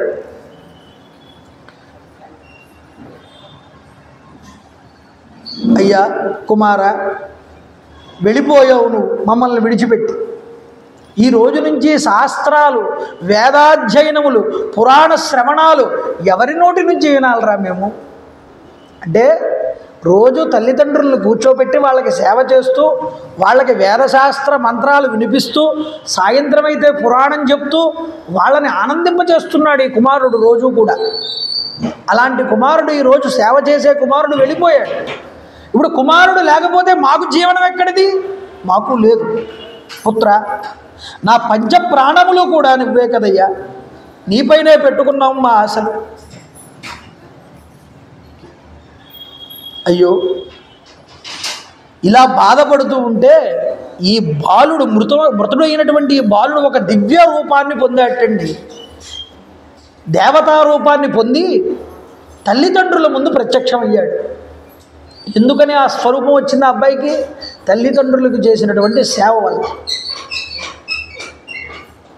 మునిపుత్రుడు ఒక్కసారి తల్లిదండ్రుల్ని ఓదార్చి వారితో అంటున్నట్ట, భక్తి శ్రద్ధలతో మీకు చేసినటువంటి పరిచర్యల వల్ల నాకు ఈ దివ్య శరీరం వచ్చింది నాన్నగారు, కాబట్టి మీరు బాధపడకండి. అంటే ఊర్ధ్వలోకాల్లో ఉండే వాళ్ళ యొక్క శరీరాలన్నీ దివ్య శరీరాలే, మనలాగా పాంచభౌతికమైనటువంటి శరీరాలు కాదు. వాళ్ళ యందు మలం అనేటటువంటిది ఉండదు. మనలో అన్ని మలాలు ఉంటాయి. కాయకమలము, ఆనికమలము, అన్ని మలాలతో ఉన్నటువంటి శరీరం ఇది. కానీ వాటి యందు అది ఉండదు. దివ్య తేజస్సుతో ఉంటారు వాళ్ళు. చూడండి, కాబట్టి ఈ దివ్య తేజస్సు నాకు లభించింది. అయ్యా, మీ ఇద్దరూ వెంటనే నా సమీపానికి మీరు కూడా చేరుకుంటారు, మీకు ఆ అనుగ్రహం ఉన్నదని చెప్పాడు. రాజా, నా ఒక్కగానొక్క కొడుకు నీ బాణంతో చంపి నన్ను సంతానహీనుడుగా చేసావు, ఇంకా ఆలస్యం చేయకుండా ఆ బాణంతోనే మమ్మల్ని కూడా సంహారం చేసేయని వాళ్ళిద్దరూ కూడా ఆ యొక్క దశరథుడితో చెప్పి బాధపడ్డారు. పుత్రశోకంతో గురై, పుత్రశోకానికి లోనై బాధపడుతూ ఒక మాట అన్నారటండి. వ్యసనజం దుఃఖం దుఃఖే యదే తన్మయ సాంప్రతం ఏవం త్వం పుత్రశోకేన రాజన్ కాలం కరిష్యసి. మాకు ఏ పుత్రశోకాన్నైతే నువ్వు మిగిల్చావో మేము ఆ పుత్రశోకంతోనే శరీరాలను విడిచిపెట్టేస్తున్నాం. నువ్వు కూడా నీ అంత్యకాలమునందు ఇదే పుత్రశోకంతో నువ్వు శరీరాన్ని విడిచిపెడతావన్నాడు, శపించాడు. ఆ రోజు ఆ ముని చెప్పిన శాపవాక్కు నాకు ఇప్పుడు గుర్తొచ్చింది కౌసల్య అన్నాడు. కౌసల్య, నా దృష్టి మందగిస్తున్నది, కళ్ళు కనిపించట్లేదు. శరీరంలో నుంచి పంచభూతాలు కూడా బయటికి వెళ్ళిపోతాయండి ప్రాణం పోయేటప్పుడు. పంచభూతాలు సూట్ కేసు సర్దుకుంటాయి, ఒక్కొక్కటి వెళ్ళిపోతుంటాయి. ముందు కళ్ళు కనిపించట్లేదు, స్పర్శ తెలియదు, రుచి తెలియదు, వినిపించదు, ఊపిరి ఊపిరి వస్తుంది, పీల్చుకోలేడు. ఇవన్నీ సింటమ్స్. నాకు దృష్టి మందగించింది, నిన్ను స్పష్టంగా చూడలేకపోతున్నాను, నన్ను ఒక్కసారి నీ చేత్తో స్పృశించమన్నాడు. భయపడిపోతున్నట్ట, ఇక నేను ఉండను అని అర్థమైపోయింది దశరథుడికి. ఒక్కసారి తన జీవితం బాల్యం నుంచి ఇప్పటిదాకా జరిగిన సంఘటనలన్నీ కళ్ళ ముందు ఒక్కసారి కనిపించాయి ఆయనకి. చూడండి, 7 రోజుల క్రితం చాలా ఆనందంగా ఉత్సాహంగా నా కొడుక్కి నేను పట్టాభిషేకం చేసి మా రాముడు ఏనుగంబారి మీద ఊరేగుతూ వీధుల్లో తిరుగుతూ ఉంటే నేను చూసి ఆనందిస్తానని అనుకున్న దశరథుడు 7 రోజులు అయ్యేటప్పటికీ ఇంకా శరీరాన్ని విడిచిపెట్టేస్తాననే స్థితిలోకి వచ్చేసాడు. అప్పుడే మార్పు ఎంత గొప్పగా వచ్చిందో చూడండి జీవితంలో. వశిష్ఠ గీత, యోగ వాసిష్టం అంటారు దాన్ని. రాముడు ఒక ప్రశ్న వేస్తాడు వశిష్ఠుణ్ణి. ఆపద క్షణమాయంతి క్షణమాయంతి సంపద క్షణం జన్మ క్షణం మృత్యు మునే కిమిహన క్షణం అని అడుగుతాడు. ఆపద అనేటటువంటిది క్షణంలో వస్తుంది. ఆపద క్షణమాయంతి క్షణమాయంతి సంపద, సంపద క్షణంలో వస్తుంది ఒక్కొక్కడికి. ఈరోజు పేదవాడు పొద్దున్న అయ్యేటప్పటికి తెల్లవారేటప్పటికి ధనవంతుడు అవుతున్నాడు ఒక్కొక్కడు. క్షణం జన్మ క్షణం మృత్యు, క్షణంలో పుడుతున్నాడు. ఇలా డెలివరీకి లోపలికి తీసుకువెళ్ళగానే కేర్ అనే శబ్దంతో బయటకు వస్తున్నాడు పిల్లవాడు. క్షణం మృత్యు, అలా బయటికి వెళ్ళి వస్తానన్నవాడు ఇప్పుడు ఇంట్లోంచి బయలుదేరి వెళ్ళి మళ్ళీ తిరిగి రావట్లేదు. మృత్యువు కూడా క్షణంలో వస్తుంది. ఆపద క్షణమాయంతి క్షణమాయంతి సంపద క్షణం జన్మ క్షణం మృత్యు మునే, ఓ ముని అసలు క్షణం కానిదే ఉంది లోకంలో అని అడిగాడు. అందుకనే రెప్పపాటు జీవితం అంటారు జీవితాన్ని. రెప్పపాటు జీవితం అంటే ఏమిటండి? ఫస్ట్ బర్త్, పుట్టగానే అక్కడ కన్ను తెరుస్తాడు, బేబీ పుట్టిందని చెప్తారు. అక్కడ తెరుస్తున్నాడు, ఇక్కడ మూస్తున్నాడు. అంటే అక్కడ తెరిచి ఇక్కడ మూయడమే రెప్పపాటు జీవితం అంటే అర్థం. అది అక్కడ తెరిచిన తర్వాత జీవితం గడిపిన తర్వాత మళ్ళీ అక్కడ కన్ను మూసేస్తున్నాడు. అంటే ఇదంతా చనిపోయే సందర్భానికి వచ్చేటప్పటికి క్షణంలో అయిపోయింది అన్నట్లుగా ఉంటుంది. అసలు క్షణం కానిది ఏముంది మహాత్మా అని అడిగితే 36,000 శ్లోకాలతో యోగ వాసిష్టం వచ్చిందండి. ఇంకా రామాయణ 24,000 శ్లోకాలే. అంటే ప్రశ్న ఎంత గంభీరమైన ప్రశ్న చూడండి. అంటే మన జ్ఞానాన్ని పొందాలి అంటే గురువు దగ్గర నుంచి మనం వేయాల్సిన ప్రశ్న అలా ఉండాలి. కాబట్టి జీవితం అనేటటువంటిది చనిపోయేటప్పుడు క్షణకాలం కింద కనిపిస్తుంది మొత్తం మనం చేసిన పనులన్నీ కూడా. ఏడిచాటండి దశరథుడు అంతటి వాడు, కళ్ళంపట నీళ్లు పెట్టు. నేను మరణించే లోపల నా రాముడు ఒక్కసారి నన్ను వచ్చి ముట్టుకుంటే ఎంత బాగుంటుందో కదా అనుకున్నాడు. కనీసం నా కళ్ళ ముందు కనబడితే నాకెంత బాగుంటుందో కదా అనుకున్నాడు. కానీ రమ్మంటే వస్తాడా? లోకంలో మరణించిన వారెవ్వరూ కూడా తిరిగి తమ ఆత్మీయుల్ని చూడలేరు కదా, ఇక మీద నేను రాముడిని చూడలేను కదా అని బాధ. కౌసల్య, నా చూపు సన్నగిల్లుతోంది, నిన్ను స్పష్టంగా చూడలేకపోతున్నాను, నా జ్ఞాపక శక్తి నశించిపోతోంది, ఇదిగో ఈ యమదూతలు నన్ను తొందర పెడుతున్నారన్నాడు. కళ్ళ ముందు కనిపిస్తారండి చనిపోయేటప్పుడు యమదూతలు. మిగతా వాళ్ళకి కనిపించరు, పోయేవాడికే కనిపిస్తారు. నా ప్రాణాలు పోవు లోపల ధర్మాత్ముడు సత్యపరాక్రముడు అయినటువంటి రాముణ్ణి చూసే అదృష్టం నాకు లేదా? ఇక ఇంతకంటే తీరని దుఃఖం ఏముంటుంది కౌసల్య? 14 సంవత్సరాల వనవాస దీక్షని ముగించుకుని 15వ సంవత్సరంలో వచ్చేటటువంటి రాముణ్ణి తిరిగి చూసినటువంటి వారు అదృష్టవంతులు. నిజానికి ఆ అదృష్టం నాకు లేదన్నాడు. తెలిసిపోతుంది నాకు. కౌసల్య అయోధ్యకు విచ్చేసిన రాముడు భాగ్యవశం చేత యథార్థంగా రాముణ్ణి చూసిన వారి యొక్క ఆనందమే ఆనందం కదా. తీరని పుత్ర దుఃఖం చేత నా మనసు వికలమైపోతోంది, నా హృదయం శిథిలమైపోతోంది. జ్ఞానేంద్రియములతో కూడి ఉన్నటువంటి శబ్ద స్పర్శ రూప రస గంధ అనుభవములు నాకు కలగట్లేదు, మానేసేయన్ని వదిలేసేయన్నాడు. చూడండి, ఇన్ని మాట్లాడుతున్నాడు, ఈ కథంతా చెప్తున్నాడు. ఊకొడుతూ కౌసల్య సుమిత్ర నిద్రలోకి వెళ్ళిపోయారండి. వాళ్ళు స్పృహలో లేరు. కానీ ఈయనే మంచం మీద, ఆయనకి అన్ని స్పర్శలు వదిలేసాయి, అయినా మాట్లాడుతున్నాడు. రాముడే కళ్ళ ముందు కనిపిస్తున్నాడు తప్ప ఇంకెవరూ లేరు ఆయనకి. ఆయన మాట్లాడుకుంటూ వెళ్ళిపోతున్నాడు. శబ్దస్పర్శాలన్నీ వదిలేసాయి కౌసల్య. నూనె అయిపోవడం వల్ల దీపకాంతులు ఆరిపోయినట్లు నా చిత్తం దెబ్బతినడం వల్ల ఇంద్రియాలన్నీ కూడా పనిచేయట్లేదన్నాడు. వేగంగా సాగిపోయే నదీ ప్రవాహం దరులనన్నింటినీ కూడా ఒడ్డులన్నింటినీ కూడా కోసివేసినట్లుగా నాలో కట్టలు తెంచుకొస్తున్నటువంటి ఈ పుత్రశోకం నన్ను దిక్కులేని వాడిగా నిశ్చేష్టుడిగా చేసేస్తున్నది.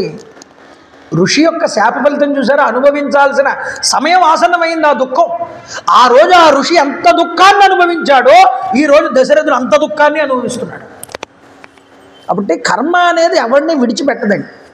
సమయం వరకు, ఆ సమయం వరకు వేచి ఉంటుంది అంతే. విష్ణుమూర్తి వారు సమయం రావాలరా పండాలి వాడి పాపం అన్నారే, ఆ పండే సమయం వచ్చేటప్పటికి అది ఎవరిని విడిచిపెట్టదు. హా రాఘవ మహామోహో హా మామాయస నాశన హా పితృప్రియ మే నాథ హాద్యక్వాసి గతసుత.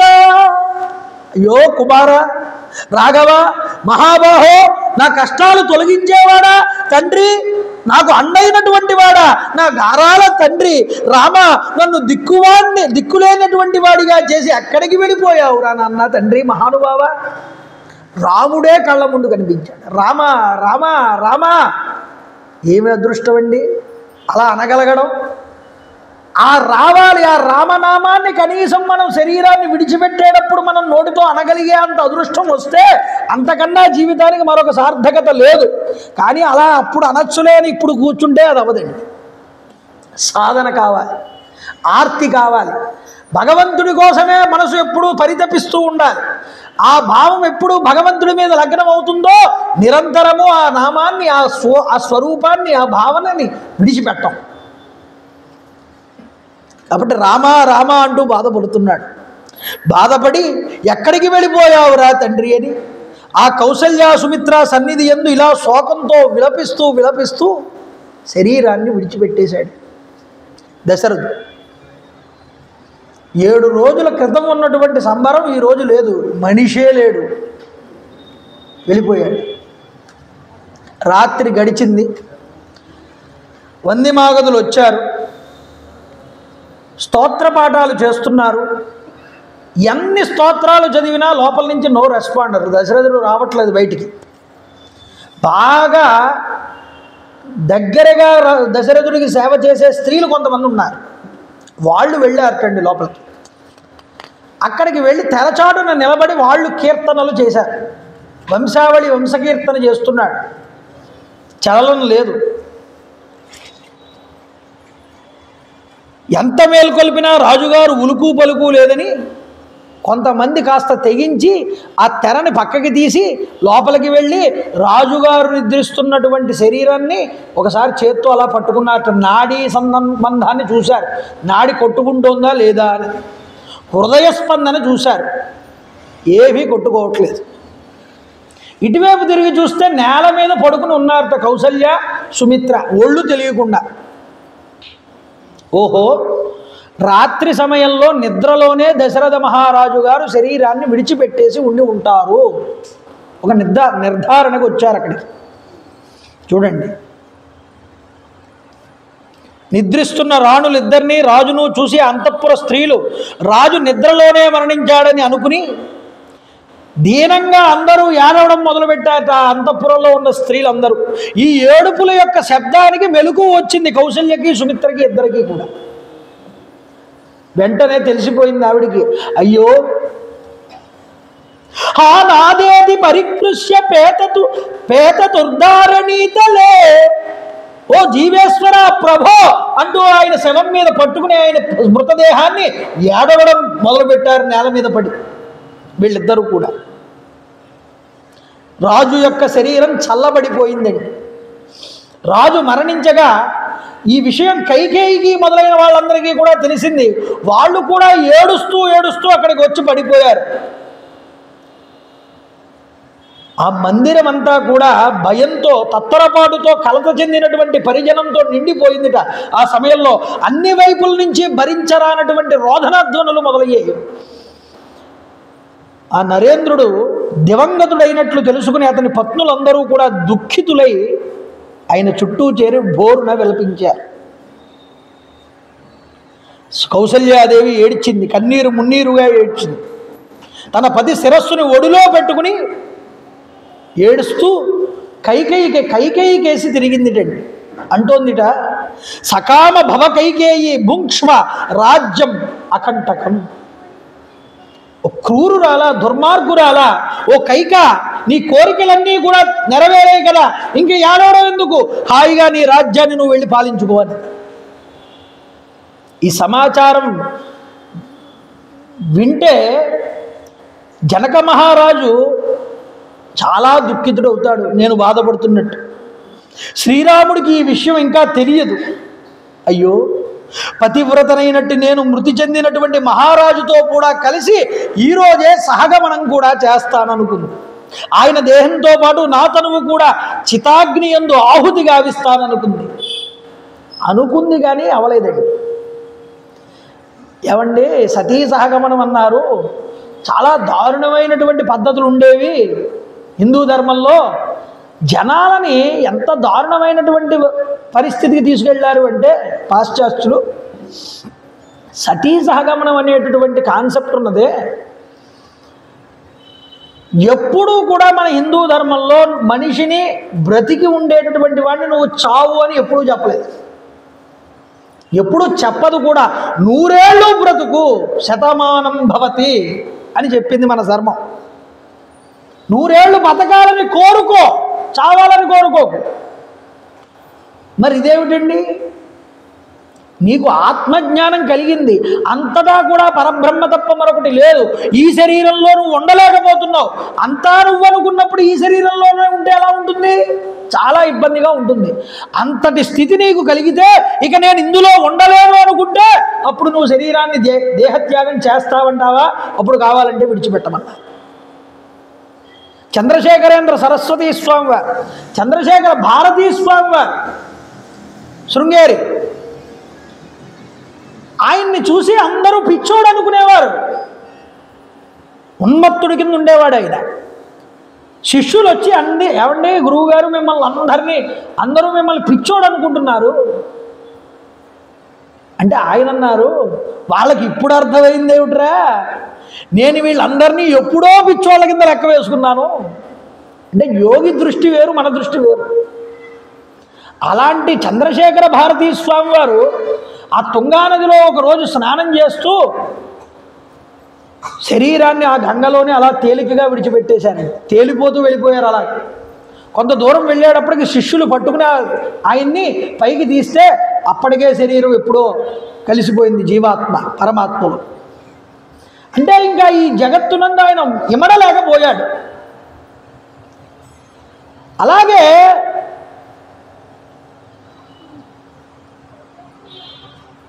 ఒక్కొక్కళ్ళు భక్తితో భగవంతుడిని పారవస్యంతో అంతటా దర్శనం చేస్తూ మేము ఇక ఉండలేమని భగవంతుడికో లైవ్ అయిపోవడానికి వాళ్ళు శరీరాలను విడిచిపెడతారు. అది వారి ఇష్టం. అంతేగాని ఆత్మహత్య అనేటటువంటిది పనికిరాదు.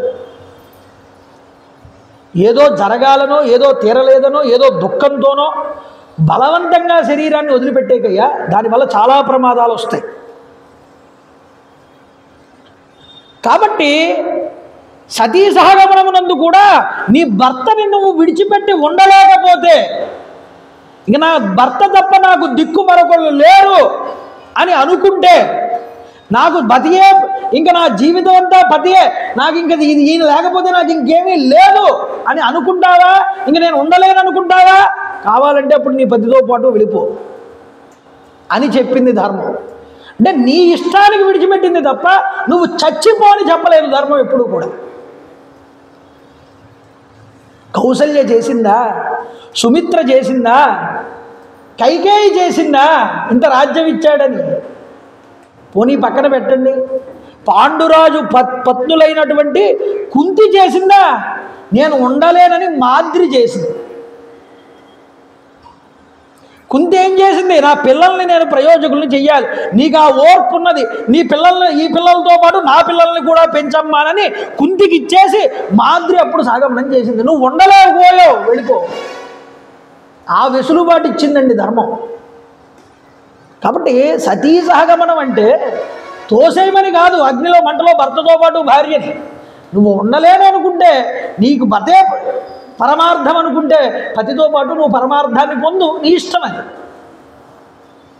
అందువల్ల యోగులకి ధర్మశాస్త్రంలో పాతివ్రత్య ధర్మాన్ని అనుసరించే స్త్రీలు ఉంటారే, వాళ్ళకి ఆ వెసులుబాటు కల్పించారు. నువ్వు ఉండాలనుకుంటే ఉండొచ్చు, లేదా భర్తతో వెళ్ళిపోవాలంటే వెళ్ళిపోవచ్చు. అది నీ వరకు ఉంది అంతే. అది రచ్చగట్టి తీసుకొచ్చి కట్టగట్టి తీసుకువెళ్ళి పాడేసేవారు. హిందూ ధర్మంలో ఇలాంటి ఆచారాలన్నీ ఉన్నాయి, ఇలాంటి ధర్మాలు పట్టుకోకండి, మా మతంలోకి రండి అన్నారు, బయలుదేరండి అన్నారు అందరు. మన వాళ్ళు తలాతోక తెలుసుకోకుండా బయలుదేరేవడం మన వాళ్ళకి అలవాటు కదా. అందువల్ల ఆలోచన చెయ్యాలి, చెప్పాలి, పిల్లలకు అర్థమయ్యేలా మన సంస్కృతిని నేర్పాలి. లేకపోతే రేపు అన్నటి రోజున మనం అవతల వాళ్ళకి చులకనవుతాం. కాబట్టి చూడండి,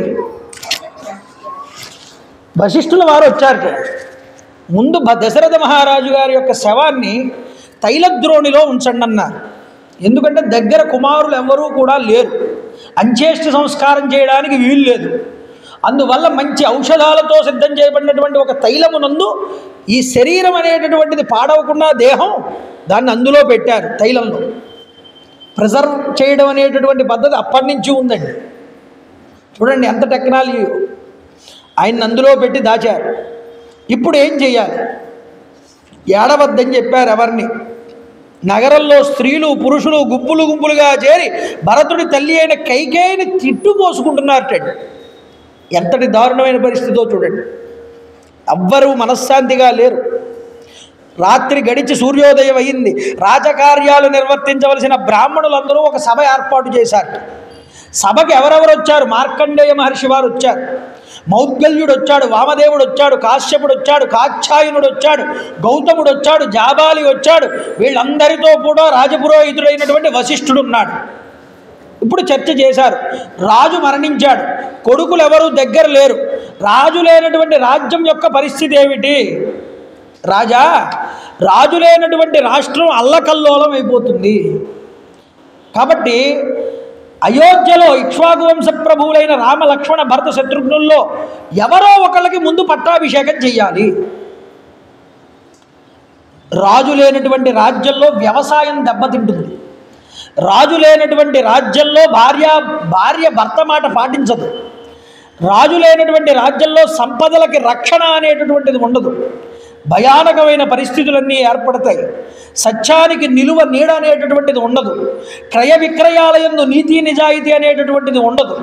ఇవన్నీ రాజు లేకపోవడం వల్ల, పరిపాలకుడు లేకపోవడం వల్ల వచ్చేటటువంటి హెచ్చుతగ్గులు. అయ్యా, వ్యవహారపు చిక్కులకు న్యాయస్థానాన్ని ఆశ్రయింపగా అతడు సరి అయినటువంటి న్యాయం జరగదు రాజు లేకపోతే. క్రయ విక్రయాలు న్యాయబద్ధంగా కొనసాగవు. చక్కటి హరికథలు కానీ, పురాణ ఇతిహాసాలకు సంబంధించినటువంటి మధుర గాథలు కానీ, బాగుగా చెప్పగలిగిన వారు కానీ, భక్తి శ్రద్ధలతో విని ఆనందించేటటువంటి వారు కానీ, ఆ విధానము కానీ ఉండదు. అంటే చూడండి, రాజు ఉంటే కళల్ని కూడా పోషిస్తాడు. రాజే కళలను పోషించకపోతే ఆ రాజ్యంలో ఆ కళాకారులు ఎవరూ ఉండరు.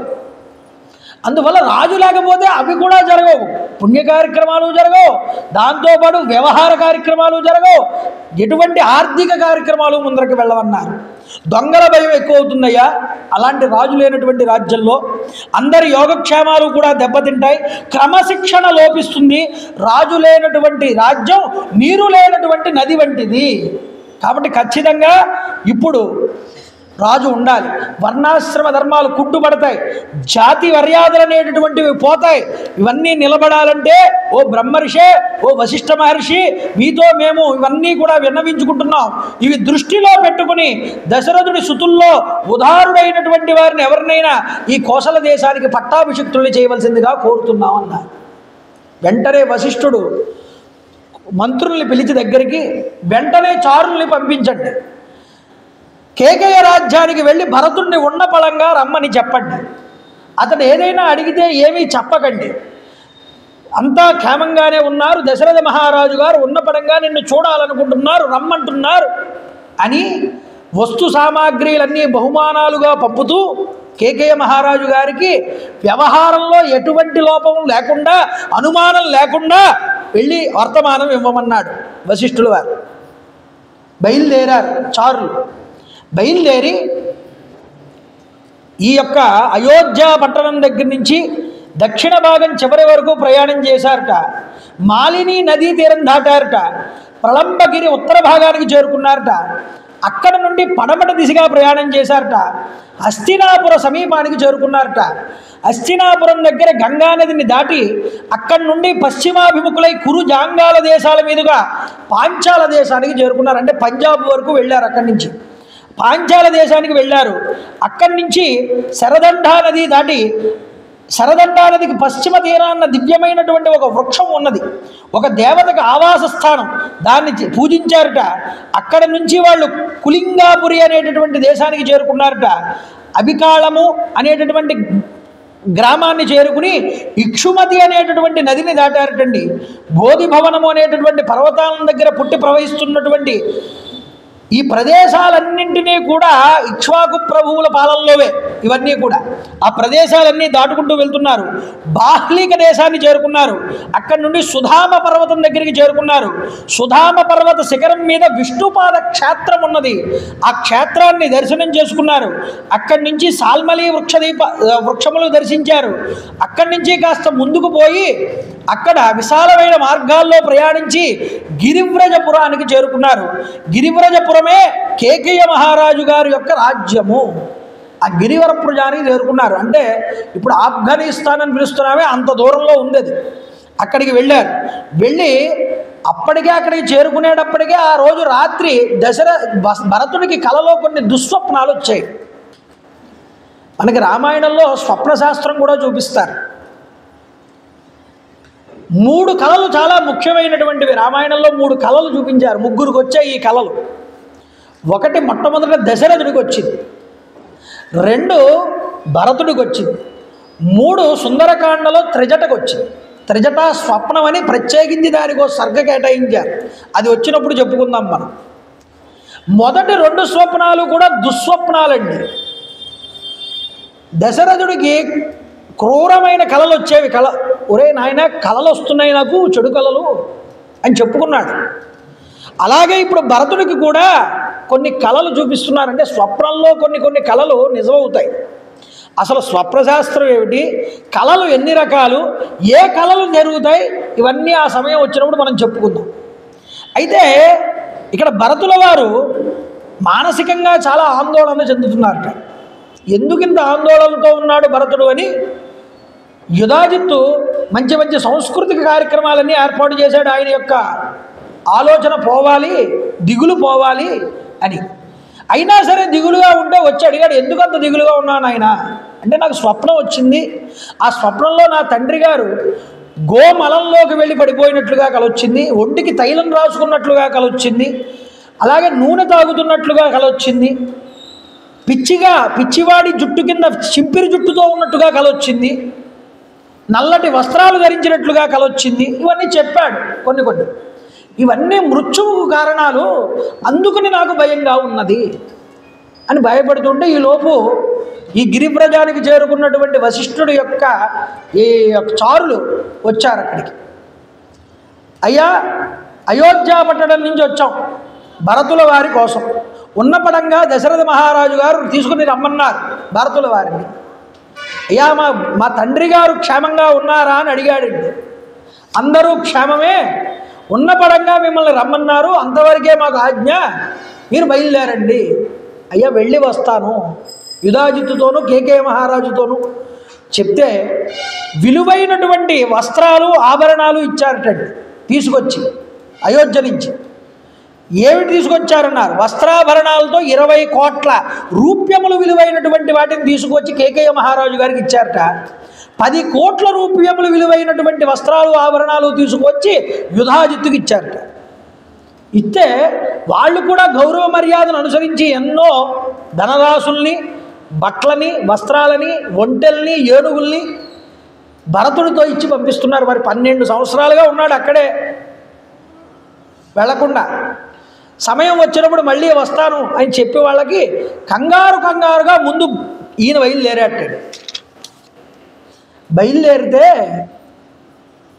వెనకాల వస్తాయి అవి స్లోగా, నేను ముందు వెళ్ళిపోతానని రథసారథిని వేగంగా తీసుకెళ్ళమన్నాడు.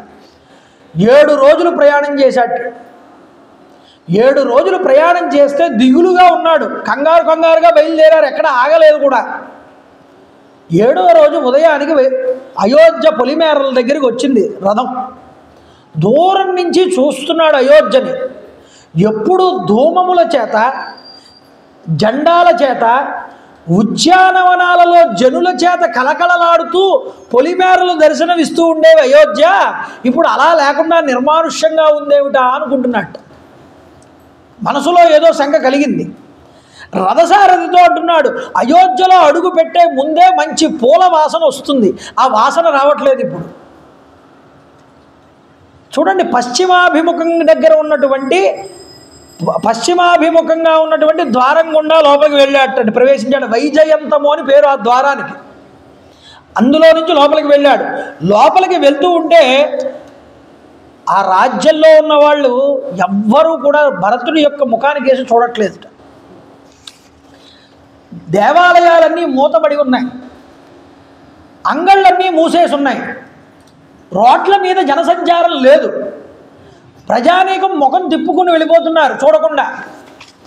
చాలా అనుమానంగా ఉందయ్యా, ఈ యొక్క అయోధ్య ఇలా ఉండదు ఎప్పుడూ కూడా, ఏదో నాకు తేడా శంక కలుగుతున్నదన్నాడు సారథితో. నువ్వు ఆలస్యం చేయకుండా ముందు రథాన్ని డైరెక్ట్గా మా యొక్క తండ్రి గారి అంతఃపురాన్ని తీసుకుపో. ఎప్పుడు కైకేయి ఇంటికి తీసుకెళ్ళమనేవాడండి. కైకి ఎందుకు, నాన్నగారు ఎప్పుడు కైకి దగ్గరే ఉంటారు అని తెలుసు భరతుడికి. కానీ ముందు దశరథుడి యొక్క భవనానికి తీసుకుపోమన్నారు, రాజుగారు ఉండేటటువంటి స్థానానికి వెళ్ళాడు. రాజుగారు కూర్చునే సింహాసనం ఖాళీగా కనిపించింది.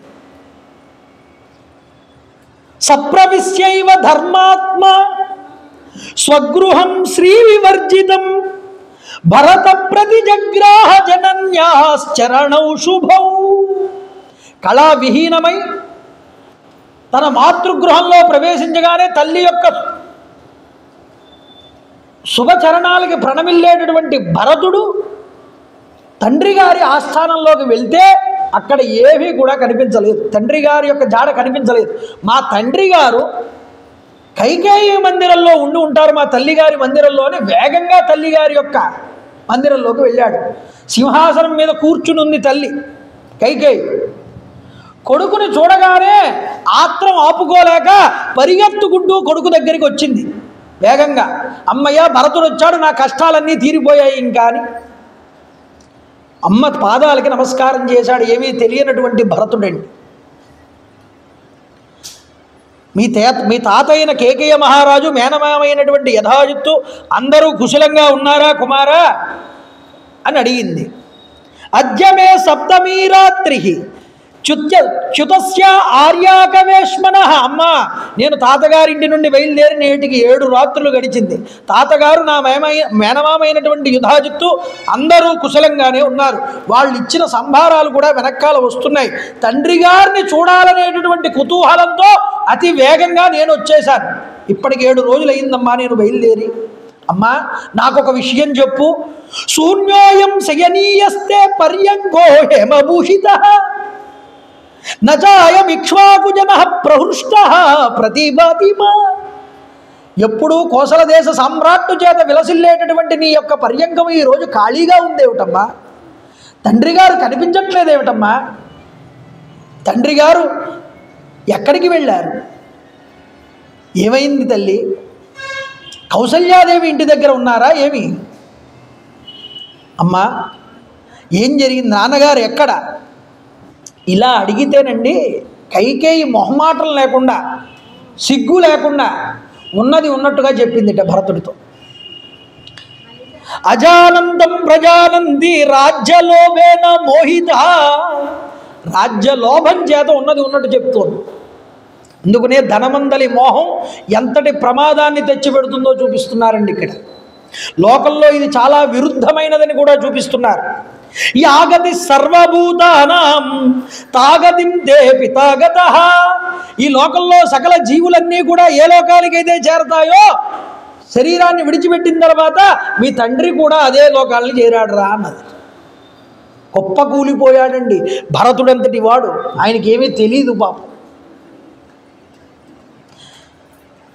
రాజమహాత్మా తేజస్వి యాయజూక సతాంగతి. భరతుడు ధర్మ ప్రసిద్ధి చేత ఉత్తమమైన ఇక్ష్వాకు వంశంలో జన్మించిన వాడు. వెంటనే హతోస్మి తండ్రి మరణించావా అంటూ నేల మీద పడ్డాడు కిందకి. 2 చేతులు పైకెత్తాడు. పితృ మరణ వార్తని దుర్భరమైన ఈ దుఃఖానికి లోనై కలత చెందినటువంటి మనసుతో శోకాక్రాంతుడయ్యాడు. ఇలా బాధపడుతున్న కొడుకుని చూసండి అంటోంది కైక. ఉత్తిష్టోత్తిష్ట కింశేష రాజపుత్ర మహాయశ. ఓ రాజకుమారా లే. ఏమిటి బాలా బాధపడుతావు? చిన్నపిల్లాడిలాగా నేల మీద పడి అలా దొర్లుతావెందుకయ్యా? నలుగురి చేత గౌరవించబడేటటువంటి నీవాడు ఇలా దుఃఖించకూడదన్నది. చూడండి, మహారాజు శ్రీరాముణ్ణి యవ్వరాజ్య పట్టాభిషేకానికి సంకల్పించాడేమోనని ఆతృతతో వచ్చాను తల్లి. ఏం చెయ్యమంటావు? భరతుడి మనసును అర్థం చేసుకోవాలి మీరందరూ ఇక్కడ. భరతుడు దశరథ మహారాజు గారు నన్ను ఉన్నపడంగా రమ్మన్నాడు అంటే ఆయన అన్నగారి పట్టాభిషేకం ఏదైనా నిర్ణయం చేశాడేమో అనుకుని వచ్చాను. లేదు, లేదా ఆయన ఏవైనా ఒక యజ్ఞాన్ని తలపెట్టాడేమో అని అనుకుని ఆనందంతో వచ్చానమ్మా. ఇక్కడికి వస్తే నా సంతోషం అంతా ఆవిరైపోయింది. అభిషేక్షంది రామంను రాజా యజ్ఞంను యజ్ఞతే ఇచ్చేహం కృత సంకల్పో వృష్టో యత్ర అమయాశిషం. నేను అనుకున్నది ఒకటి, ఇక్కడ జరిగింది ఇంకొకటి. అమ్మా, నా గుండె పగిలిపోతుందన్నాడు. అమ్మా, నేను వచ్చేలోపే మరణించారు తండ్రి గారు. ఏమిటమ్మా వ్యాధి? ఏమైంది తండ్రి గారికి అని అడిగాడు. మరణకాలంలో ఆయన ఎదుట ఉన్నటువంటి ఆయనకి అంత్య సంస్కారాలు చేసినటువంటి రాముడు లక్ష్మణుడు నిజానికి ఎంత అదృష్టవంతులో కదా. ఆయన భావం అయింది.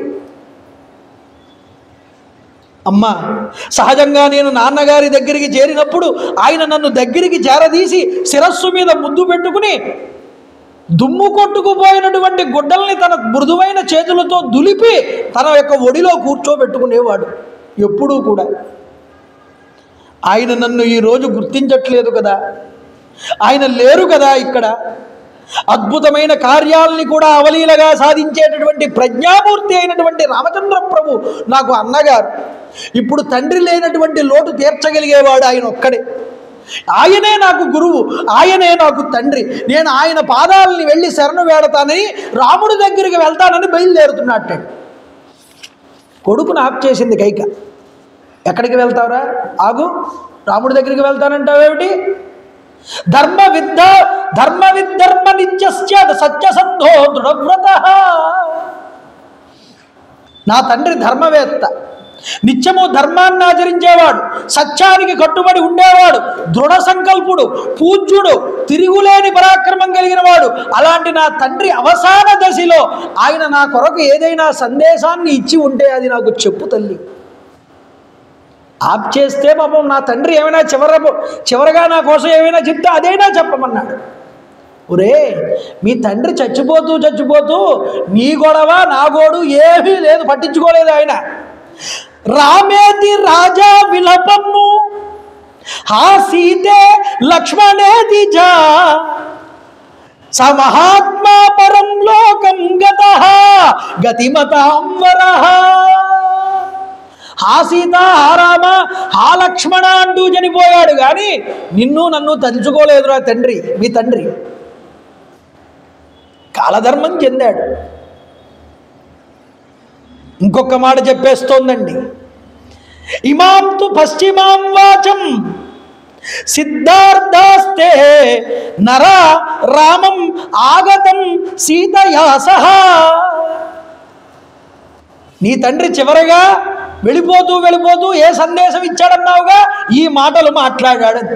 ఏం మాటలుట? నిజానికి అరణ్యవాసం పూర్తి చేసుకుని వచ్చిన తర్వాత రాముణ్ణి, లక్ష్మణుణ్ణి, సీతని చూసిన వాళ్ళు ధన్యాత్ములు కదా అని అన్నాడు అన్నది. ఇప్పటిదాకా తండ్రి పోయాడన్న దుఃఖం ఒక్కటే భరతుడికి. ఇప్పుడు ఇంకో సందేశం చెప్పింది ఆవిడ. ఆ సందేహం కలిగింది ఈ యొక్క భరతుడికి. అమ్మా ఏమన్నావు? అన్నగారు లేరా ఊళ్ళో? ఏం జరిగిందమ్మా చెప్పమన్నాడు. చెప్పేసిందండి అప్రియ వార్తని, సులభంగా చెప్పింది. కచేదానీం స ధర్మాత్మ కౌసల్యానందవర్ధన లక్ష్మణేన సహభ్రాత్ర సీతాయా చ సమంగతః. కౌసల్యాదేవి సుతుడు, ధర్మాత్ముడు అయినటువంటి శ్రీరాముడు సీతాదేవితో, లక్ష్మణుడితో ఇలాంటి క్లిష్ట పరిస్థితుల్లో ఎక్కడికి వెళ్ళాడమ్మా? ఏం లేదురా నాయన, పూర్వం నీ తండ్రి గారు నాకు 2 వరాలు ఇవ్వాలి, నేను తర్వాత కోరుకుంటాను, వాటిని హట్టే అలా ఉంచమని చెప్పాను. ఉన్న పడంగా పెద్ద కుమారుడికి రాజ్య పట్టాభిషేకం చేద్దామని నిర్ణయించుకుని పట్టాభిషేక సంభారాలన్నీ చేస్తూ ఉంటే నా కొడుకుకే రాజ్యం అంతా దక్కాలి అని నేను 2 వరాలు నాకు ఇప్పుడు ఇస్తావా లేదా అని అడిగాను నీ తండ్రిని. ఒకటి రాముణ్ణి అరణ్యవాసానికి పంపడం, 2 నీ పట్టాభిషేకం. దీనికి ముందే భరతుడికి అనుమానం వచ్చిందండి. అన్నగారిని అరణ్యానికి పంపించారన్నావు, ఏ తప్పు చేశాడని రాముడు అరణ్యానికి వెళ్ళాడు చెప్పమన్నాడు. స్త్రీలను ఏమైనా అవమానించాడా? స్త్రీలను ఏమైనా భంగపరిచాడా? పరుల సొత్తును కాజేశాడా? ధనికుణ్ణి కానీ పేదవాడిని కానీ హింసించాడా? అయోధ్యలో ఇలాంటి పనులు చేసిన వాళ్ళనేగా అరణ్యాలకి పంపిస్తారు. మరి రాముడు ఈ పనిల్లో ఏదైనా పని చేశాడా అంటే వెంటనే కైకేయి అందండి, రాముడు ధర్మాత్ముడు, పరస్త్రీల యందు కన్నెత్తైనా చూడడు. అలాగే రాముడు ఎవరిని హింసించలేదు, రాముడు ఏ తప్పు చేయలేదు. నేనే ఈ వరాల మిషతో మీ తండ్రి గారిని తీసుకుని నీకంతా రాజ్యం దక్కాలని నేను ఇది చేశాను, ఈ 2 వరాలు కోరుకున్నాను అని చెప్పిందండి. కింద పడిపోయాడండి ధర్మాజ్ఞుడైనటువంటి భరతుడు. నీ కొరకై ఇదంతా ఏర్పాటు చేశాను రా అన్న తల్లి మాట వినగానే నన్ను ఇదే అర్థం చేసుకున్నది నా తల్లి. ఏడిచాడు, దొర్లాడు. దుఃఖేమే దుఃఖమకరోహో వ్రణే క్షారమివాదదాః రాజానం ప్రేతభావస్థం కృత్వా రామంచ తాపసం. తండ్రిని కోల్పోయాను, తండ్రితో సమానమైనటువంటి అన్నగారు దూరం అయిపోయాడు. ఇప్పుడు శోకంలో మునిగి ఉన్నటువంటి నన్ను నేను దురదృష్టవంతుడినై ఉన్నాను. నాకు ఈ రాజ్యంతో పని ఏమిటమ్మా? మహారాజును పొట్టను పెట్టుకున్నావు, రాముణ్ణి అడవుల పాలు చేశావు, పుండు మీద పుండు కారం జల్లినట్లుగా అనిపిస్తున్న ఈ దుఃఖాన్ని నేను భరించలేకపోతున్నానన్నాడు. కులస్య త్వమభావాయ కాళరాత్రి రివాగతాః. నా కులాన్నంతటినీ కూడా మట్టు పెట్టడానికి వచ్చిన కాళరాత్రి స్వరూపంగా కనిపిస్తున్నావు తల్లి నువ్వు ఈరోజు. కాళరాత్రిగా దాపరించావన్నాడు. ఛీ పాపాత్మురాల. కొడుకు కూడా తిట్టాడండి ఆఖరికి. మృత్యుమాసాదితో రాజత్వయా మే పాపదర్శిని. మా రాజుకు మృత్యువు కౌగిలించుకునేటట్లుగా చేశావు, ఆ పుణ్యం నీకే దక్కుతుందన్నాడు. నువ్వు కుల కళంకితవి నువ్వన్నాడు. ఈ వంశం వారి సుఖాలని శాశ్వతంగా దూరం చేశావు నువ్వన్నాడు. ఏం తప్పు చేశాడమ్మా రాముడు? నీ అందు ఏ అన్యాయం చేశాడు రాముడు? కౌసల్యాదేవిని ఎంత గొప్పగా సేవించాడో నిన్ను కూడా అంతే గొప్పగా సేవించాడు కదా రాముడు. ఎప్పుడైనా సరే నిజానికి చెప్పాలంటే నాకన్నా ఎక్కువగా అన్నగారే సేవించాడు నిన్ను. ఏమైపోయింది ఆ ఆదరణ? శ్రీరాముడి యందు నేను ఎంతటి భక్తి విశ్వాసాలు కలిగి ఉంటానో నీకు తెలీదా? నేను ఎలా ఒప్పుకుంటానని అనుకున్నావమ్మా? రాజ్యం నా కొడుక్కి రావాలని నువ్వు అడిగితే ఆలోచన లేయలేదా నువ్వు? బలిష్టమైనటువంటి వృషభం మోయగలిగేటటువంటి కాడి బరువును సాధారణమైన లేగదూడ మోయగలదా? ఇంతటి రాజ్య భారాన్ని నా ప్రభువైన తండ్రి అయిన దశరథ మహారాజు తర్వాత అంత భారాన్ని మోయగలిగిన వాడు అన్నగారు తప్ప నేను ఎలా అవుతాను తల్లి? ఇక్ష్వాకు వంశ రాజ్యంలో ఎప్పుడూ ధర్మం పెద్దవాడికి కదా పట్టాభిషేకం చెయ్యడం. రాముడికి నీ యందు మాతృభక్తి కనుక లేకపోతే పాపాత్మురాలైనటువంటి నిన్ను ఈ పాటికే విడిచిపెట్టేసేవాడిని అన్నాడు. విడిచిపెడితే ఏమవుతుంది? రేపు అన్న రోజు అన్నగారి వల్ల నాకు మాట వస్తుంది, ఎందుకు విడిచిపెట్టావని. ఈ ఇక్ష్వాకు వంశంలో మన పూర్వులందరూ జ్యేష్ఠ కుమారుడికే కదా రాజ్యాన్ని అప్పగించారు. మన వంశ సాంప్రదాయాన్ని తక్కిన సోదరులు ఎల్లరూ కూడా ఆ పెద్దవాడినే విధివశము చేత ఆయన్ని సేవిస్తారు, అనుసరిస్తారు. అలాంటి రాజ్యాన్ని నేను ఎలా పాలిస్తానని నువ్వు అనుకున్నావమ్మా? ఈ రాజ్యాలతో నాకు పని లేదు, ఈ భోగాలతో నాకు పని లేదు. నాకు రాముడి పాదములు తప్ప, ఆయన శరణు తప్ప నాకు మరొకటి లేదు గతి అన్నాడు.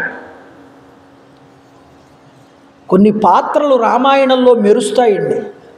అలాంటి మెరిసిన పాత్రల్లో భరతుడు ఒకడు.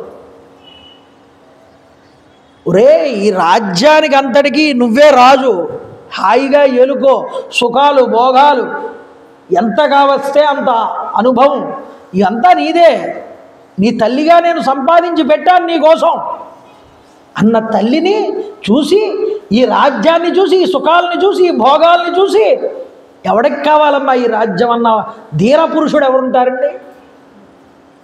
కాళిదాసు రఘువంశం రాస్తూ ఒక మాట అంటాడు, వికారహేతో సతి విక్రయంతే ఏషాం నచేతాంసి తయేవ ధీర. ధీర పురుషులంటే ఏమిటండి అర్థం?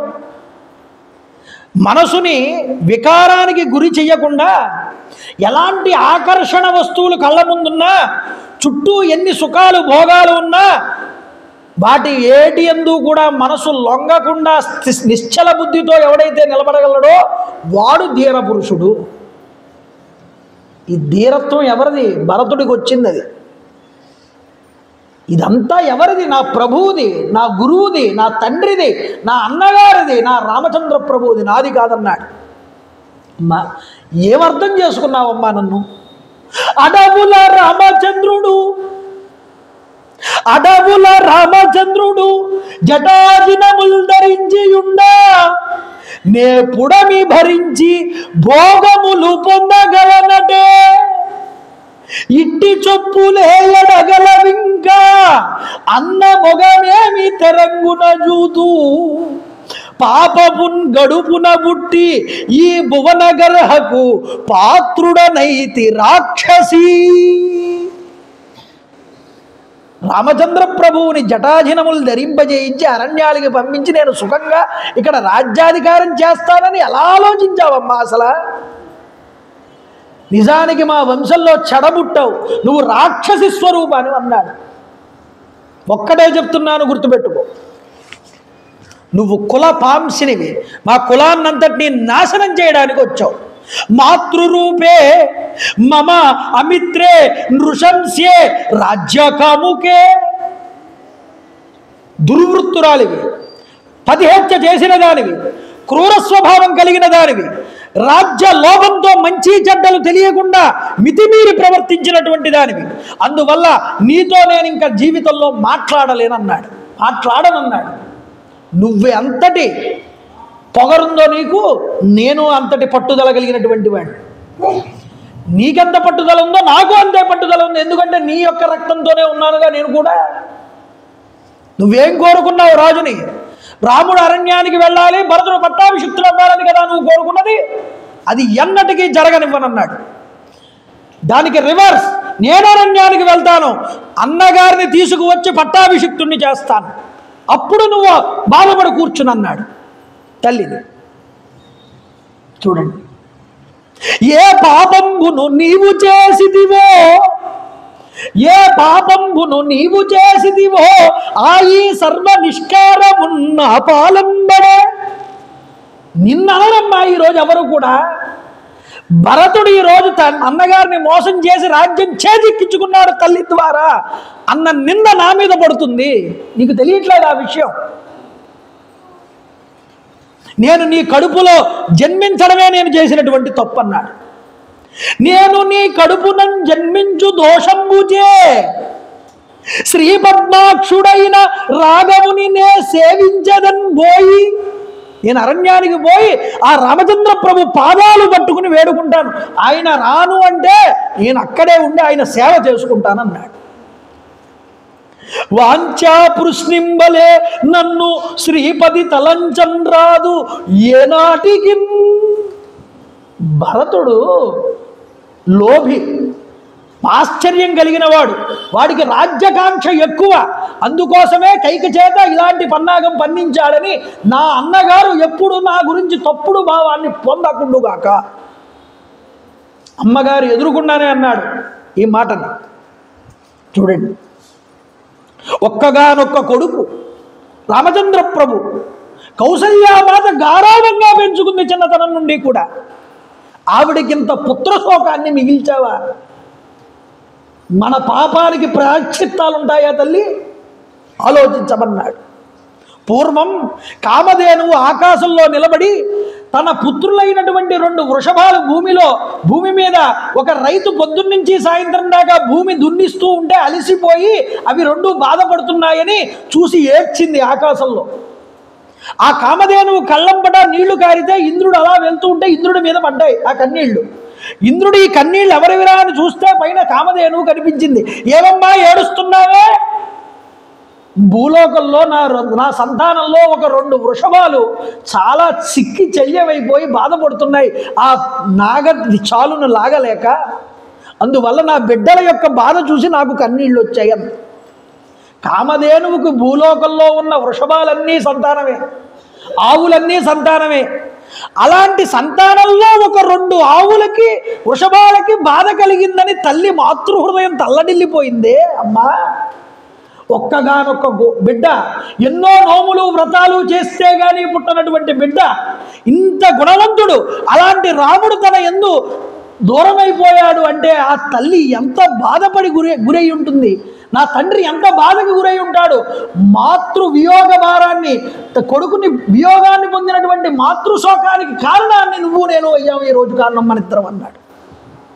నీ వల్ల ఆ దోషం నాకు కూడా అంటుకుందన్నాడు. వెంటనే అక్కడే ఉన్నారండి మిగతా మంత్రులందరూ. ఇలా అరుస్తూ ఉంటే అక్కడికి వచ్చారు సుమంత్రుడు మొదలైన వాళ్ళందరూ. వాళ్ళందరితోనూ చెప్పాడు, ఈ రాజ్యాధికారాన్ని నేను ఆశించలేదు, దాని గూర్చి తల్లి ఆలోచన చేసినట్లుగా కూడా నాకు తెలియదు. మహారాజు నా రాజ్య పట్టాభిషేకం గురించి చేసిన నిర్ణయం నేను ఎరగను. ఎందుకు అంటే శత్రుఘ్నుడు నేను కూడా చాలా కాలం నుండి ఈ దేశంలో లేరు, మా తాతగారింటిలో ఉన్నాం. కాబట్టి రాముని వనవాసం గురించి కానీ, ఆయన అరణ్యవాసం గురించి కానీ, లేదా నా రాజ్య పట్టాభిషేకం గురించి కానీ నేను ఏమీ తెలియదు. నాకు లక్ష్మణుడు సీత కూడా కలిసి వెళ్ళారన్న విషయం కూడా నాకు తెలియదన్నాడు.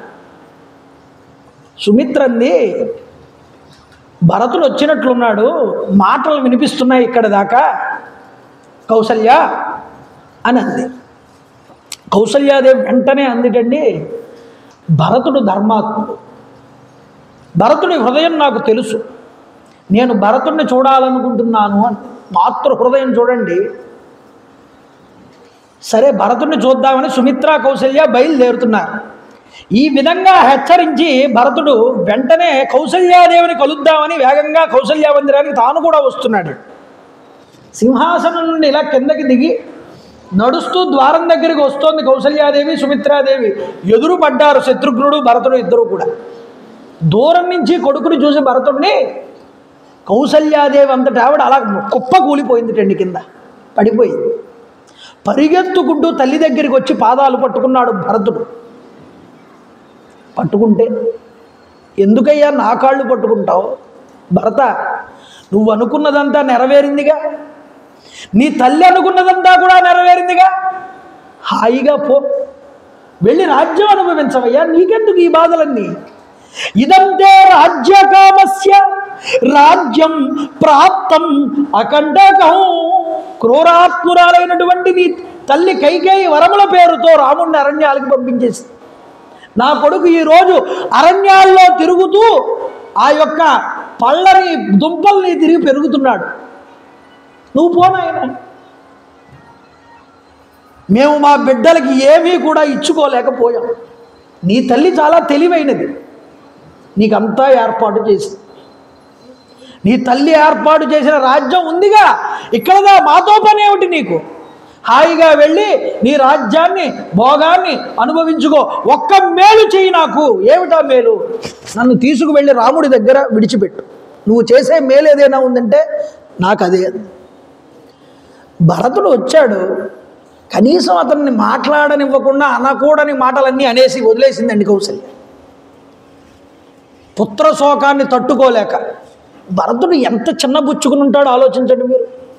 పాదాలు పట్టుకుని వదలలేదుట, వదలకుండా కళ్ళంపట నీళ్లు కారుతున్నాయి భరతుడికి. అలాగా ఆ పాదాలని కళ్ళ నీళ్లతో తడుపుతున్నాడు. కళ్ళు తల పైకెత్తి అమ్మతో, అమ్మ 12 సంవత్సరాలు దూరంగా ఉంటే ఈ భరతుడంటే ఏమిటో మర్చిపోయావా అమ్మ నువ్వు? 12 సంవత్సరాలు దూరంగా ఉన్నానని నేనేమిటో నీకు తెలియదా? రాముడి కన్నా ఎక్కువగా నీ దగ్గరే పెరిగాను కదమ్మా చిన్నతనం నుండి. భరతుడిని అర్థం చేసుకున్నది ఇదేనా నువ్వు? నీ పాదాలను ఒడ్డు పెట్టి చెప్తున్నానమ్మా, రాముడు అరణ్యానికి వెళ్ళాడన్న ఒక్క విషయం కూడా నాకు తెలియదన్నాడు. దశరథుడికి నా తండ్రికి ఇలా జరిగిందన్న విషయం నాకు తెలియదన్నాడు. అమ్మా, నన్నింతటి మాటలు అంటావా తల్లి? తండ్రి గారు ఉన్నారని ఆనందంతో వచ్చాను. వీధులలో ప్రజలందరూ నన్ను చాలా దారుణంగా కుక్కని చూసినట్టు చూశారు తల్లి. నా బాధ ఎవరితో చెప్పుకోమంటావు? మా తల్లితో నేను చెప్పుకోలేకపోయానన్నా. మా తల్లే చేసిందని తెలిసాక ఇంక నేను ఎవరితో చెప్పుకోను, నీతో చెప్పుకున్నామని వచ్చాను నీ దగ్గరికి. ప్రజలందరూ చీలని చీదరించుకున్నారమ్మా రాజ్యంలోకి వస్తే. నేనేం చేశాను? నేను చేసిన తప్పేమిటి? తప్పు చేసింది నా తల్లి, దానివల్ల అందరి చేత తిట్లు తిడుతున్నది నన్న.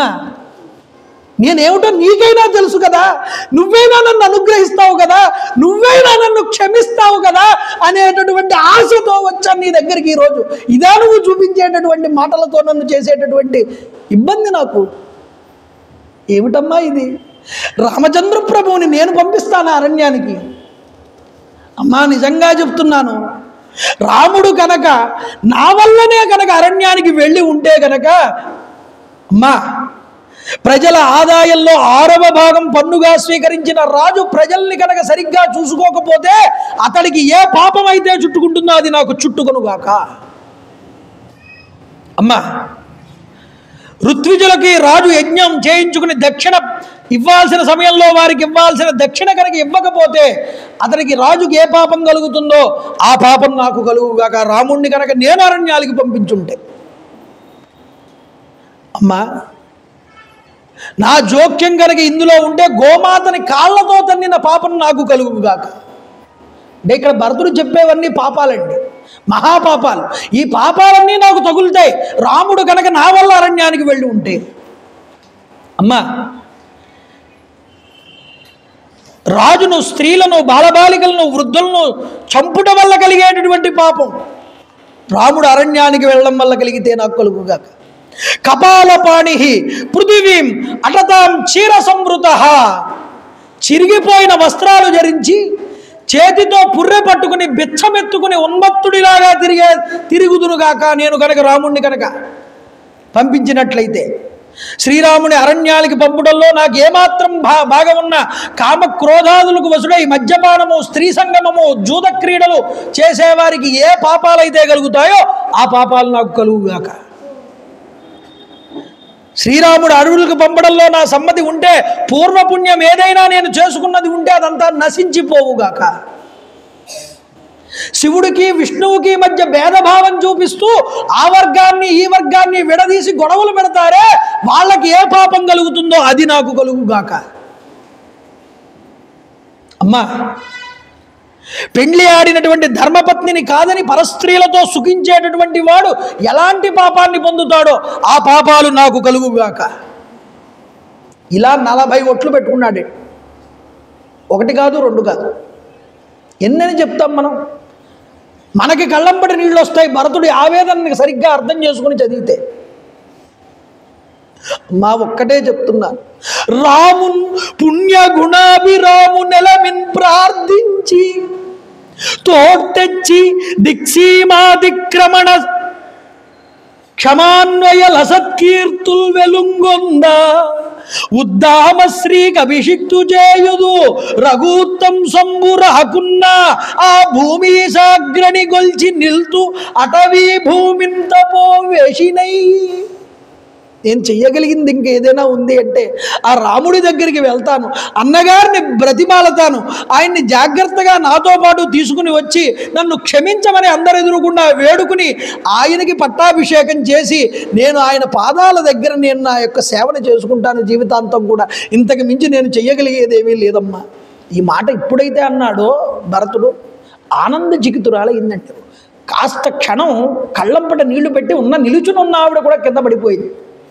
కూర్చునున్న ఆవిడ కింద కూర్చునుంది, పాదాలు పట్టుకుని సాష్టాంగ నమస్కారం చేస్తూ ఉండిపోయాడు ఆ భరతుడు. కూర్చున్న ఆవిడ కింద పడిపోయింది స్పృహ తప్పి. కొంతసేపటికి లేచి భరతుని నక్కును చేర్చుకుని అనిపించింది ఆవిడికి, రాముడే వచ్చాడేమో తన దగ్గరికి అనిపించింది భరతుడిని చూసి. తాను చెయ్యని తప్పుకి తాను తప్పు చేయలేదు, కానీ నువ్వు తప్పు చేశావు అని నిందపడి అందరితోనూ భరించాడండి ఈ నిందనంతటినీ కూడా. అందువల్ల భరతుడయ్యాడు ఆయన. భక్తి భావాన్ని పొందినవాడు భరతుడు, రాజ్యాన్ని భరించినవాడు 14 ఏళ్ళు భరతుడు, అన్నగారి పాదుకుల్ని మోసినవాడు భరతుడు, భగవంతుడి కైంకర్యమునందు ఎన్ని అపవాదులు కలిగినా తాను భగవంతుణ్ణి విడిచిపెట్టనటువంటి స్థితిలో నిలబడిన వాడు భరతుడు. ఎంతోమంది అంటారు మనం భగవంతుడి దగ్గరికి వెళ్తే వాడు ఇలాంటి చేస్తాడు, అలా చేస్తాడు, ఈ పూజలు చేస్తాడు, వాడు చేసేది పద్ధతి కరెక్ట్ కాదు, ఏవేవో మన మాటలు అంటారు. అవన్నీ పట్టించుకుంటే నువ్వు భగవంతుడితో నువ్వు కలవలేవు. నువ్వు ఆడు చేసినట్టు పూజ నువ్వు చేయాలంటే ఎలా కుదురుతుందండి? ఎవడి భక్తి వాడిది. ఏనుగు తీసుకొచ్చి జలాలు వేసింది, పాము తీసుకొచ్చి మణులు పెట్టింది, సాలెపురుగు వచ్చి సాలెగూడు కట్టింది.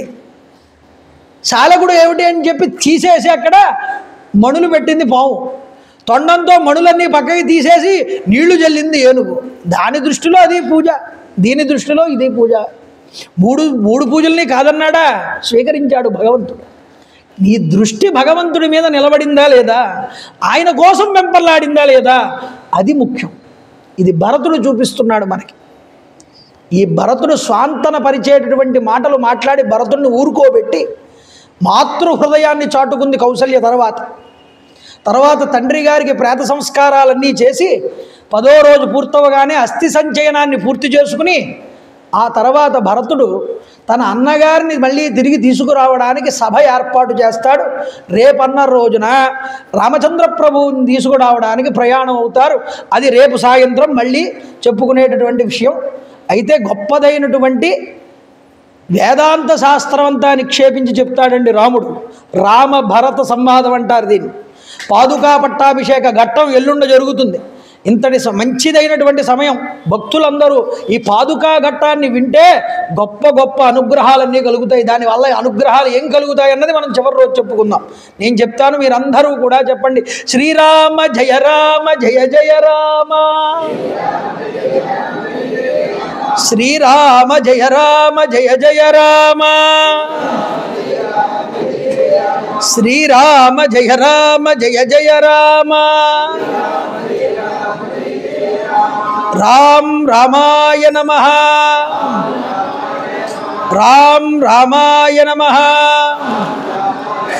శ్రీరామ జయ రామ కోదండ రామ, శ్రీరామ జయ రామ కోదండ రామ, శ్రీరామ జయ రామ కోదండ రామ, శ్రీరామ జయ రామ శివరామ, శ్రీరామ జయ రామ శివరామ. ఈరోజు సోమవారం కదా, సోమవారంలో శివుణ్ణి కూడా కలిపారు ఈ మంత్రంలో. శ్రీరామ జయ రామ శివరామ,